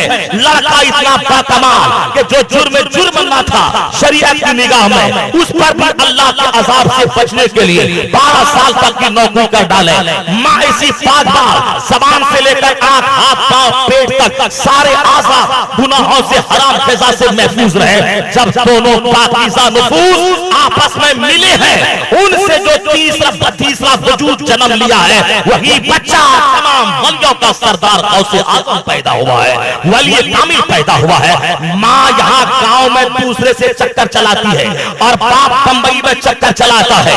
माँ यहाँ मुजफ्फरपुर में चक्कर चलाती है, उनका शौहर सऊदी अरबिया के रियाद में चक्कर चलाता है। वो वहाँ मोबाइल पे फिल्में देखकर शौक पूरी करता है। उनकी बीवी यहाँ फिल्में देखते नहीं, असल रूप में दूसरे को महबूब को बुला के अपने घर में चक्कर चलाती है। अब वो बोलता है मेरी बीवी मेरी गैर मौजूदगी में इंजॉय कर रही है, और ये बोलता है मेरा शौहर मेरी गैर मौजूदगी में इंजॉय कर रहा है। ऐसा भवा शौहर और ऐसी गंदी औरत जब आपस में मिले, उसका जो बच्चा पैदा होगा वो ऐसा बच्चा होगा जिसकी हरकतों पे शैतान भी अफसोस करेगा, जिनकी हरकतों पे पूरा समाज थू थू करेगा। इसलिए अच्छा समाज अगर देना है तो मौजूदा हीरोइन और हीरोज के किरदार ना देखना होगा। अगर समाज को अच्छा एलिमेंट देना है तो ख्वाजा गरीब नवाज को देखना होगा, आला हजरत फाज़िल बरेलवी को देखना होगा, सरकार गौसे आज़म को देखना होगा, हजरत अली के शहजादों को देखना होगा, मुस्तफा प्यारे की तालीमात को नाफिज करनी होगी। अगर ऐसा हुआ तो खुद मुस्लिम समाज का भला होगा, सारी दुनिया का भला हो जाएगा। नारे तकबीर, नारे रिसालत, मजहबे मैं कहता हूँ मेरी बात की अनदेखी मत करना कि मैं क्या कह रहा हूँ। मैं वही कह रहा हूँ, मेरे जुमले तल्ख जरूर होते हैं, मेरे जुमले कड़वे जरूर हैं, मगर जो दवा ज्यादा कड़वी होती है वह ज्यादा फायदेमंद होती है। इसलिए खबरदार, दुनिया की आजादी का इस्तेमाल करके अपनी औलाद पे जुल्म मत करना, अपनी बेटी पे जुल्म मत करना, अपने बेटे पे जुल्म मत करना। ये मत कहना कि हम कर लिए तो क्या हुआ, नहीं नहीं, तू अगर तन्हाई में कोई जुर्म करोगे उसके निगेटिव असर तुम्हारी औलाद पे महसूस होंगे। मालूम है तुम्हें, एक अल्लाह का नेक बंदा गुर्बत बीमार झेल रहा है, मगर अपनी बेटी को हद से बाहर जाने को नहीं देता है। पर्दे में रख के अल्लाह का खौफ दिला के मामूली खान पान रहन सहन में जिंदगी गुजारता है, मगर ज्यादा खाने की हवस में अपने घर को तबाह खाना नहीं बना रहा है। ज्यादा ऐस हर तरफ से पैसे आ रहे हैं और घर में बीवी टीवी देख रही है। अभी मैं कल परसों गया था एक शहर में, शहर का नाम नहीं लूंगा, मैंने देखा कि एक उनका घर वाला दीन के नाम पे पैसा कमाता है, मगर घर में टीवी चल रही है, बीवी टीवी देख रही है, बच्ची टीवी देख रही है। मैं निकलते हुए उनकी जवान बेटी को मैंने डांटा, खबरदार अपने घर से टीवी को निकाल दे और तू घर नमाज की पाबंद बन। क्या तू नहीं देखता कि तेरा बाप क्या कर रहा है? यानी दीन के नाम पे पैसा कमाना और घर में टीवी दे देना, दीन के नाम पे पैसा कमाना और अपनी बेटी को जीन्स पहनवाना, दीन के नाम पे पैसा कमाना और घर में फिल्मी कल्चर कायम करना।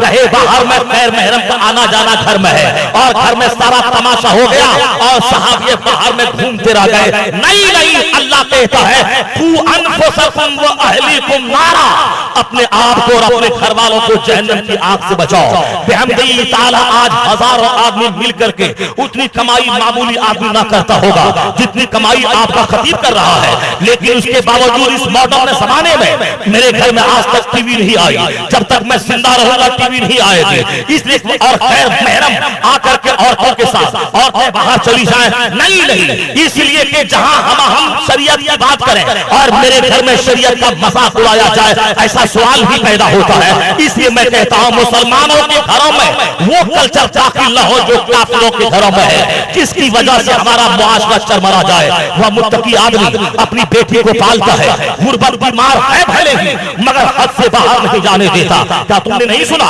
उमर इब्ने अब्दुल अजीज रज़ी अल्लाह ताला अन्हु पूरे मक्का मदीना इराक ईरान सबके हाकिम हैं, मगर ईद का दिन है, उनका बच्चा बोलता है कि अब्बा खलीफतुल मुस्लिमीन का बेटा नया जोड़ा पहन के ईदगाह न जाएगा तो लोग क्या कहेंगे, इसलिए मुझे नया जोड़ा चाहिए। अमीरुल मोमिनीन कहते हैं कि बेटा मेरे पास पैसे नहीं है कि मैं नया जोड़ा दूं, इसलिए सब्र करना, पुराने ही लिबास को धुल के ईदगाह चले जाना। यह कौन कह रहा है? जो मक्का मदीना का हाकिम, इराक और ईरान का हाकिम, यमन जॉर्डन मिस्र का हाकिम, यानी जहां जहां इस्लामी गवर्नमेंट थी वह सबके बादशाह है हजरत उमर इब्ने अब्दुल अजीज। वह बादशाह अपने बेटे को कह रहे हैं मेरे पास पैसे नहीं है, मैं तुझको नया जोड़ा पहनाऊं। अब्बा हुजूर आप मुझे नया जोड़ा दे ही दे, बच्चे मेरे साथी क्या कहेंगे। उमर इब्ने अब्दुल अजीज ने कहा ठीक है, मैं 1 महीने की तनख्वाह पेशगी में मांगता हूं। उमर इब्ने अब्दुल अजीज ने एक खत लिखा, किनके पास? खजानची के पास, खजाने के माल मुहाफिज के पास। 1 महीने की तनख्वाह तुम मुझको पेशगी दे दो ताकि मैं ईद के जोड़े अपने बच्चों को बनवा दो। अब वह खजानची भी कितना बड़ा दीनदार था, उसने उल्टे सफे पर लिख के भेजा, अमीरुल मोमिनीन 1 महीने तक जिंदा रहेंगे, इस बात की मुझको जमानत दे दे तो मैं 1 महीने की पेशगी तनख्वाह दे देता हूं। अल्लाह समद। उमर इब्ने अब्दुल अजीज की आंखों में आंसू भर आए, कहा अपने बच्चों से कि मुझे तो 1 मिनट तक मैं जिंदा रहूंगा या न रहूंगा इसकी जमानत नहीं है, 1 महीने की जमानत में कैसे खजानची को दे दो, इसलिए पेशगी तनख्वाह नहीं मिली। उसी पुराने कपड़े में उनके बच्चों ने ईद मनाया। मालूम है इस दीनदारी का असर क्या हुआ है? इस दीनदारी का असर ये हुआ, उमर इब्ने अब्दुल अजीज से पहले जो बादशाह था उस गद्दी पे कई लाख दिरहम उनके बच्चों पे बटा था। समाज का एक तीसरा आदमी कहता है उमर इब्ने अब्दुल अजीज के बच्चों पे कोई माल दौलत ज्यादा तकसीम न हुई, चंद 6-7 दिरहम बटे। उनके पहले के बादशाह के 17 बेटों पर 19 लाख कमोबेश दिरहम तकसीम हुए, लेकिन वह कहता मैंने दोनों का अंजाम देखा है। वह क्या देखा है? 19 लाख दिरहम पाने वाला 2 वक्त की रोटी के लिए दूसरों के सामने हाथ फैला के भीख मांग रहा था। क्योंकि मुफ्त की दौलत जब बेटे को मिल जाती है वह बेटा अय्याश और शराबी हो जाता है। आज भी मैंने बहुत से ऐसे लोगों को देखा है जिनका बाप बहुत कमाता है और अपने बेटों के लिए बहुत सोचता है, उनका बेटा निकम्मा और नाकारा हो जाता है। वह बाप की मुफ्त दौलत को देखकर कहता है हम ऐसे ही बैठ के घूमते रहेंगे तो आराम से खा लेंगे। 5 साल तक सारे पैसों को बर्बाद करके फिर उसी स्टेज पर पहुंच जाता है जहां उसका बाप 50 साल पहले पहुंचा हुआ रहता है। इसलिए किसी भी बाप को दिमाग में यह बात नहीं पालनी चाहिए मैं अपने बच्चों के लिए इतना कुछ दे दूं ताकि मेरा बच्चा दिन तक बैठकर कमाए। नहीं, दौलत छोड़ने की फिक्र मत कर, इल्म दे दे, दौलत कमाने और दौलत बचाने का रास्ता उसको दे दे। यही तुम्हारा सबसे बड़ा गिफ्ट अपने बच्चों को होगा, वरना एक जाहिल बच्चा तुम्हारे 50 करोड़ को 50 दिन में खत्म कर देगा। उमर इब्ने अब्दुल अजीज के बेटे के बारे में वो आदमी कहता है मैंने अपनी आंखों से देखा है जो अपने बाप से कुछ नहीं पाया था, 100 ऊंट सामान से लदा हुआ अल्लाह की राह में वो खैरात कर रहा है। अब ये कैसे हुआ? कुरान कहता है, अल्लाह फरमाता है वमन यत्तकिल्लाह यजअल लहू मखरजा व यरज़ुक़हु मिन हैसु ला यहतसिब। जो अल्लाह से डरता है अल्लाह मुश्किल से निकलने का रास्ता पैदा फरमा देता है और वहां से रोज़ी देता है जहां से बंदा सोच नहीं सकता है। ये अल्लाह का फरमान है। यह ढकोसला वाली दाढ़ी, यह ढकोसला वाली टोपी, यह है सर पे पर्दा टोपी और चेहरे पे दाढ़ी ताकि चंद सिक्के कमाए जाएं और दिल में है वही काफिराना अकीदा कि पैसा रहेगा तब सब काम हो जाएगा, पैसा नहीं रहेगा तो कोई वैल्यू नहीं देगा। यही काफिराना अकीदा। अल्लाह फरमाता है जो अल्लाह से डरेगा अल्लाह मुश्किल से निकलने का रास्ता पैदा फरमा देगा और वहां से रोजी देगा जहां से बंदा सोच नहीं सकता है। अगर यकीन नहीं है इस आयत करीमा पे तो दाढ़ी में आग लगा दे, टोपी को पांव के नीचे रौंद दे। जब अल्लाह रसूल पर यकीन ही नहीं है, इस दाढ़ी से और इस टोपी से क्या फायदा है? दाढ़ी टोपी एक ज़ाहिरी चीज है, असल चीज वो दिल का अकीदा और ईमान है। वो अकीदा अल्लाह की ज़ात पे, अल्लाह की रज़ाकियत पे, अल्लाह ने जो वादा दिया है उस वादे पे यकीन कामिल होना चाहिए। क्या तुमने नहीं सुना सरकार उमर रज़ियल्लाहु ताला अन्हु, उमर इब्न अब्दुल अजीज का वो बेटा कहां से 100 ऊंट खैरात कर रहा है? ये वही अल्लाह है जो गैर से रास्ते पैदा फरमा रहा है। इसी हिंदुस्तान में भी करेंट बात में सुनाता हूं, गुलाम जिलानी मेरठी रहमतुल्लाह अलैह इल्मे नहव के इमाम का नाम है। जिंदगी भर 40 साल तक मदरसा के मकान में जिंदगी गुजार दी, अपनी जमीन न खरीदी, अपना मकान न बनाया। यानी हिंदुस्तान के 10 अगर बहुत बड़े आलिम और बहुत बड़े मुदर्रिस की फहरिस्त तैयार की जाएगी, उस 10 में एक नाम गुलाम जिलानी मेरठी का मिलेगा, जिसने काफिया की शरह बशीरुन नाजिया लिखा है। नहव के इमाम को बोला जाता है। नहव के इमाम के साथ साथ तहज्जुद गुजार आलिम बाअमल और इतने बड़े आलिम के रोजा रखने वाले, रातों को उठकर नमाज पढ़ने वाले और दरसगाह को नागा न करने वाले, इतने सय्यद आलिम। पैसा नहीं था ज्यादा, मकान नहीं बनाया, घर नहीं खरीदा, किराए के मकान में, मदरसे के मकान में रहे, अपने बच्चों को पढ़ाया लिखाया। अल्लाह उस बाप के तक़वा और तहारत का बदला उनके बच्चों को कैसे देता है जरा सुन लेना। 40 साल के बाद उनका विसाल हुआ। विसाल के बाद मदरसे वालों ने उनको, उनकी बीवी, उनके बच्चों को मदरसे के मकान से निकाल दिया। सोग की जो इद्दत 4 महीना 10 दिन होती है, वह इद्दत भी मदरसा वालों ने गुजारने नहीं दिया। चंद नाअहल किस्म के लोग होते हैं जो जब तक काम रहा काम, उसके बाद सब खत्म। 40 साल खिदमत को फरामोश कर दिया। उनकी बीवी को उस सोग की इद्दत मनाने तक नहीं दिया। वहां से वो लोग निकल गए। गुलाम जिलानी मेरठी की बीवी, उनके बच्चे आ गए मुरादाबाद, कहां जहां उनका नानिहाल था। यानी आपकी बीवी अपने बाप के घर आ गई, यहाँ रहने लगी। इसी दौरान अल्लाह ने जब नवाजना चाहा है, उनका बेटा हाफिज कुरान दिल्ली में एक कुतुब खाने में बैठे हुए हैं। अमेरिका से एक सैयद खुर्शीद भाई आए थे।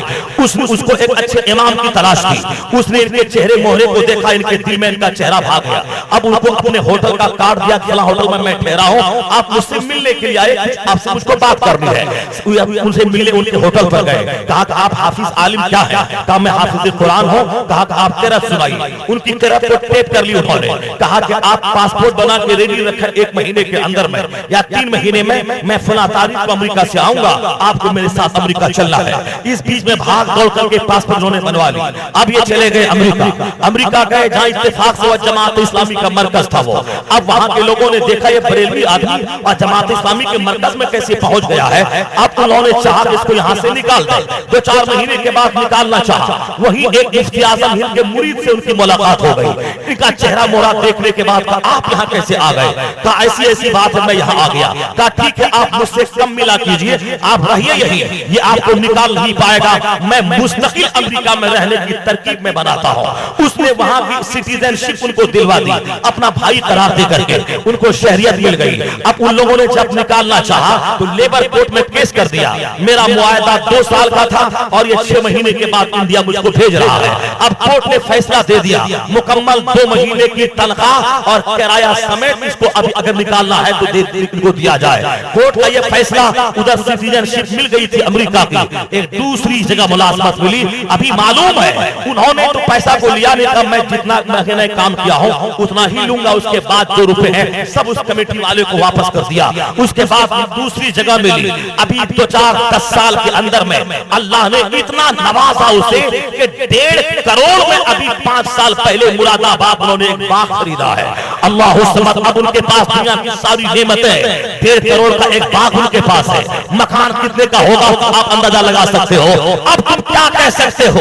वमन यत्तकिल्लाह यजअल लहू मखरजा व यरज़ुक़हु मिन हैसु ला यहतसिब। जो मुत्तकी होता है अल्लाह मुश्किल से निकलने का रास्ता पैदा फरमा देता है और वहां से रोजी देता है जहां से बंदा सोच नहीं सकता है।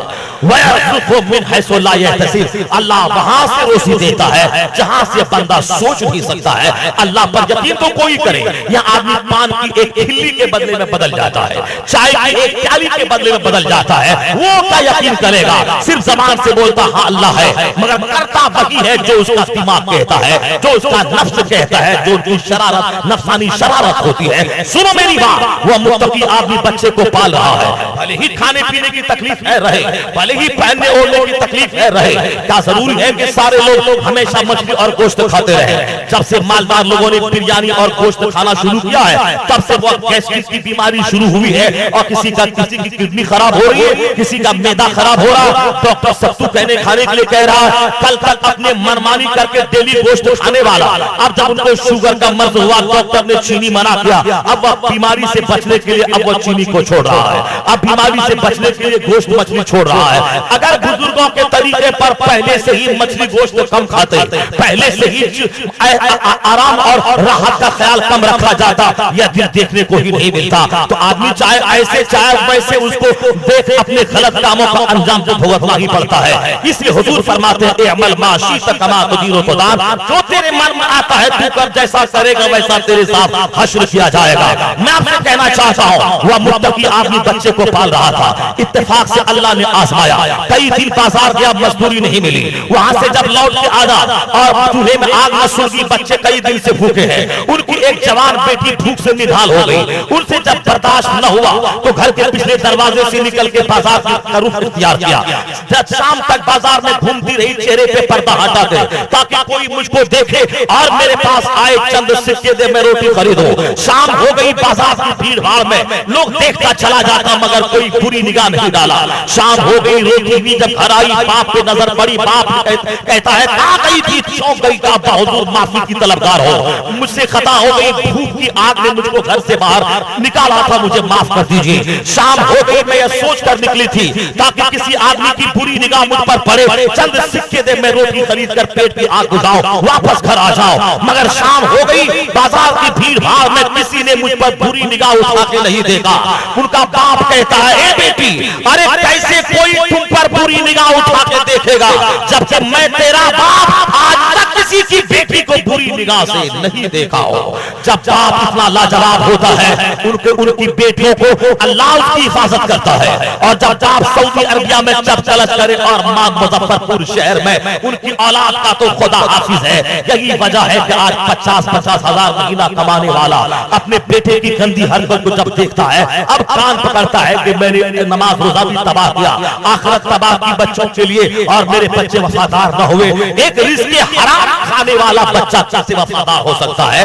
रोजी जो अंदर जाती है ब्लड बनता है, और ब्लड उसी से तैयार होता है जिस तरह का खाना होता है। अब जब हराम पैसा पेट में डालने वाला, नमाज रोजा छोड़ के पैसा कमाना ये भी जुर्म है, झूठ बोल के पैसा कमाना ये भी जुर्म है।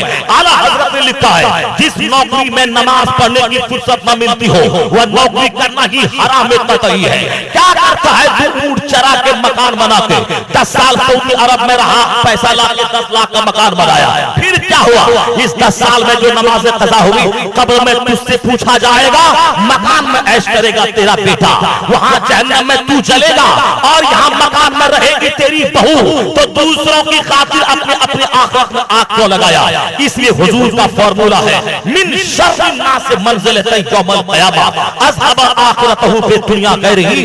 क़यामत के दिन सबसे बुरा आदमी वो है जो अपनी आखिरत को तबाह कर दिया हो दूसरों की दुनिया बनाने की खातिर, बाल बच्चों को सजाने के लिए अपनी आखिरत को उजाड़ दिया हो। अब क्या करेंगे? वही करेंगे जो आला हजरत ने कहा है। आला हजरत फरमाते हैं, मेरे पास चंद बच्चे हैं, मैं उन बच्चों की पेशानी भी चूमता हूँ, इसलिए नहीं कि वो मेरा बेटा है, इसलिए चूमता हूँ कि बच्चों से प्यार करने का हुक्म पैगंबर आज़म ने अता फरमाया है। इसी सोच के साथ नमाज की पाबंदी के साथ हलाल रोजी कमा और बच्चों को खिला।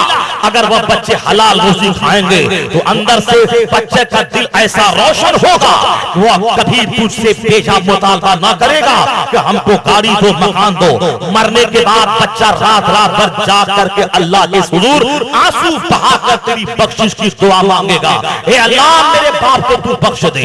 वरना आज आदमी अब के मर जाने के बाद उनका बेटा अपने लिए रोता है कि मैं यतीम हो गया, बेसहारा हो गया। बीवी अपने लिए रोती है कि मैं बेवा हो गई, मेरे शौहर का साया मेरे सर से उठ गया। बीवी रोती है अपने लिए, बेटा रोता है अपने लिए। तेरे लिए कौन रोएगा रे? तेरे लिए कौन रोएगा? ना बीवी रोएगी ना बच्चा रोएगा। बच्चा सीने को पीट के रोता है इसलिए कि वह बेसहारा हो गया, इसलिए कि वह यतीम हो गया। बीवी दीवार के सर टकरा के रोती है इसलिए कि वह बेवा हो गई। अब लोग उसे बेवा विधवा कहेंगे, अब उनके शौहर का साया सर से उठ गया। मगर तेरे लिए कौन रोएगा कि कब्र में तेरे सवाल जवाब में आसानी हो, ये दुआ रो करके कौन करेगा? अज़ाबे कब्र से नजात हो, ये दुआ कौन करेगा? रात के सन्नाटे में अल्लाह के सामने रो रो कर अपने बाप की माफी, अपने शौहर की बख्शिश की भीख कौन मांगेगी? कोई औरत होगी जो अपने वह बेवा हो गई, परवाह नहीं, मगर अल्लाह मेरे शौहर को बख्श दे। कौन है जो रात के सन्नाटे में उठ के दुआ करने वाली है, रात रात भर शौहर की बख्शिश के लिए रोने वाली है? वह रोती है अपने लिए। जब बीवी तुम्हारा नहीं है, जब बच्चे तुम्हारे नहीं है, फिर तुम क्यों अपनी आखिरत को उनके लिए तबाह कर रहा है? अब इसलिए रोजी तमा उसी रास्ते पे चल के, जिस रास्ते पे चल के अपना ईमान बचा रहे, अपनी आखिरत बची रहे, अपनी जन्नत बची रहे, बाल बच्चे भी खा लेंगे, मकान भी बन जाएगा, अपनी आखिरत भी तबाह न होगी। उसके बाद बच्चे दुआ करें न करें, तुमने अपनी आखिरत को बचा ही लिया है, बच्चों की दुआ की क्या फिक्र है? लेकिन अल्लाह का इनाम ये मिलेगा, अगर अपनी आखिरत बचा के बच्चों को पाला है, ये बच्चे भी रात रात भर रो रो कर तेरे लिए दुआ करेंगे, तेरी कब्र पे हासिल होकर आंसू बहा के दुआ करेंगे। तुम 1000 कुरान खानी करवा लो अनवारुल उलूम के बच्चों से, लालिया के बच्चों को बोला कर, तुम बोलता है कि 5 मिनट के अंदर मैं 5 खत्म कर दो, वह बच्चा तुमसे ज्यादा चालाक है, वह बोलता है बस 5 ही खत्म, मैं तो 50 खत्म करने को तैयार हूं। अब बताइए 1 घंटा के अंदर मैं 10 खत्म कैसे करेगा? मगर वह बोलता है मैं 20 खत्म कर दूंगा, कैसे कर दूंगा? घर वालों अगर आंख फेरेगा इधर या 10 दफा पलट देगा और बंद करके रख देगा, बोलेगा खत्म हो गया। ऐसा 1 लाख खत्म भी हो जाएगा तो कोई फायदा ना होने वाला है। अलबत्ता जिसका बाप मरा है, उसके बेटे को जो सदमा है, वह बेटा कब्र पे हासिल होकर 3 बार आंसुओं की छांव में कुल हुवल्लाहु अहद पढ़ के अपने बाप को सवाब बख्श देगा। तो इस तरह के हजारों खत्म कुरान से वो खत्म कुरान बेहतर हो जाएगा। जो एक बेटा आंसुओं की छांव में अपने बाप के लिए दुआ करेगा, उस दुआ में जो सोच और तड़प होगी वह किस में तड़प हो सकती है? मैं ये कहना चाहता हूँ कि आदमी पैगंबर आजम की गुलामी की छांव में उनके तमाम उसूल और साफ़े पे अमल करके जिंदगी गुजारे, ये जिंदगी आसान भी हो जाएगी और आखिरत के इनामात भी ना लुटेंगे। बात मेरी तवील न हो जाए, मेरी बात बहुत दूर से चल के आई है। डॉक्टर मारिया का तेवर कहता है ये औरत गरीब थी, इस्लाम ने उसकी पैदाइश को रहमत का सरिया करार दिया। ये औरत शौहर के हाथ में सलील थी, इस्लाम कहता है तुम में सबसे बेहतर मर्द वो है जो अपनी औरत के लिए बेहतर हो।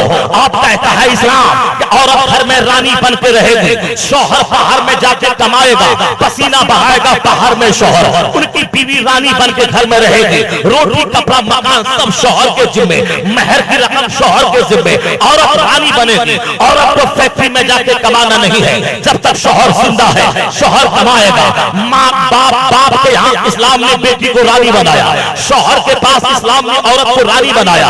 अब जब औरत साहिबे औलाद हो जाती है, इस्लाम कहता है कि अब इस माँ पे अपना कब्जा मत जमाना, ये माँ मेरी नौकरानी है। कहेंगे माँ सुनेगी, नहीं, इस्लाम कहता है अल जन्नतो तहता कामिल उम्महात, जन्नत माँ के कदमों के नीचे है। अब बेटों के नजदीक इस्लाम ने माँ को रानी बनाया कि तेरी जन्नत माँ के कदम से वाबस्ता है, तू माँ के चेहरे को मोहब्बत से देख, हर हज़र के बदले में हज मकबूल का सवाब मिलेगा।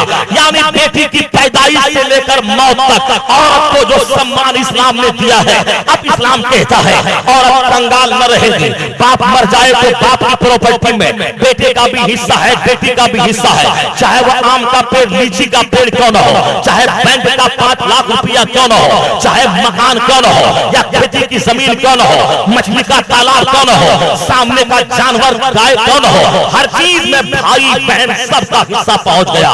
यहाँ तक के कोठी का धान, कोठी के गेहूं में भी भाई का भी हक और बहन का भी हक पहुंच गया। बाप का 40वां, बाप का 3जा अब बहन की मर्जी के बगैर भाई नहीं कर सकता, अपने भाइयों के मशवरे के बगैर नहीं कर सकता, क्योंकि अब सबका हक पहुंच गया है। अब सबको हक देना है, भाई को डबल, बहन को सिंगल। इसलिए औरत को सिंगल है, औरत कई जगहों से हक पाने वाली है।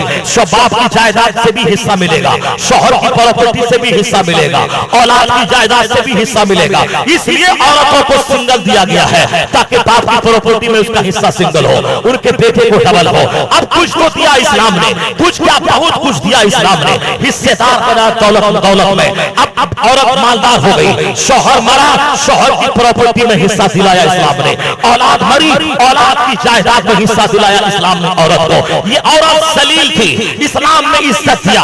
औरत गरीब थी, इस्लाम ने इसे मालदार बनाया। अब डॉक्टर मारिया अमेरिका की क्वालिफाइड औरत कहती है, किस इस्लाम के खिलाफ मैं जबान खोलो, किस इस्लाम की कमजोरियों को मैं दुनिया में बयान करूं। अब तो मैं कलमा पढ़ के मुसलमान बनती हूँ और दुनिया की औरतों को बताती हूँ कि इस्लाम ने जो तुझ पर एहसान किया है उसका बदला यही है कि जिंदगी भर मुस्तफा की गुलामी में तू गुजार दे। यानी वो कलमा पढ़ती है, इस्लाम की सबसे बड़ी मुबल्लिगा और गाइडर बन जाती है। इसलिए मैं कहता हूँ कि जो आदमी की सोच बुलंद होती जाएगी, इल्म का उजाला फैलता जाएगा, दुनिया में साइंटिफिक डेवलपमेंट उन्नति होती जाएगी, इस्लाम को अच्छी तरह समझने वालों की तादाद में इजाफा होता चला जाएगा।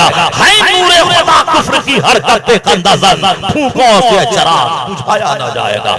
इसलिए जिंदगी सहल, सिंपल, आसान गुजारने का तरीका वही है जो किसी अम्बेडकर ने नहीं दिया है, जो मुस्तफा जाने रहमत ने दिया है। किस कदर कैसे व्यापार करें, कैसे शौहर, कैसे बीवी के साथ डीलिंग करें, कैसे माँ बाप की खिदमत करें, कैसे पड़ोस में रहें, कैसे रिश्तेदारों की खिदमत करें, कैसे बाजार जाएं, कैसे घर में रहें, कैसे मस्जिद जाएं। जीवन के हर क्षेत्र में इस्लाम ने जो मेरा मार्गदर्शन किया है वही हमारे लिए सबसे कीमती निज़ाम हयात है, वही हमारे लिए इक्सीर हयात है। उसी में दुनिया और आखिरत की कामयाबी का सारा राज छुपा हुआ है। इसलिए एक दानिश्वर कहता है, जब मैं इस्लाम की अच्छाइयों को देखता हूं तो मैं कहे बगैर नहीं रह सकता।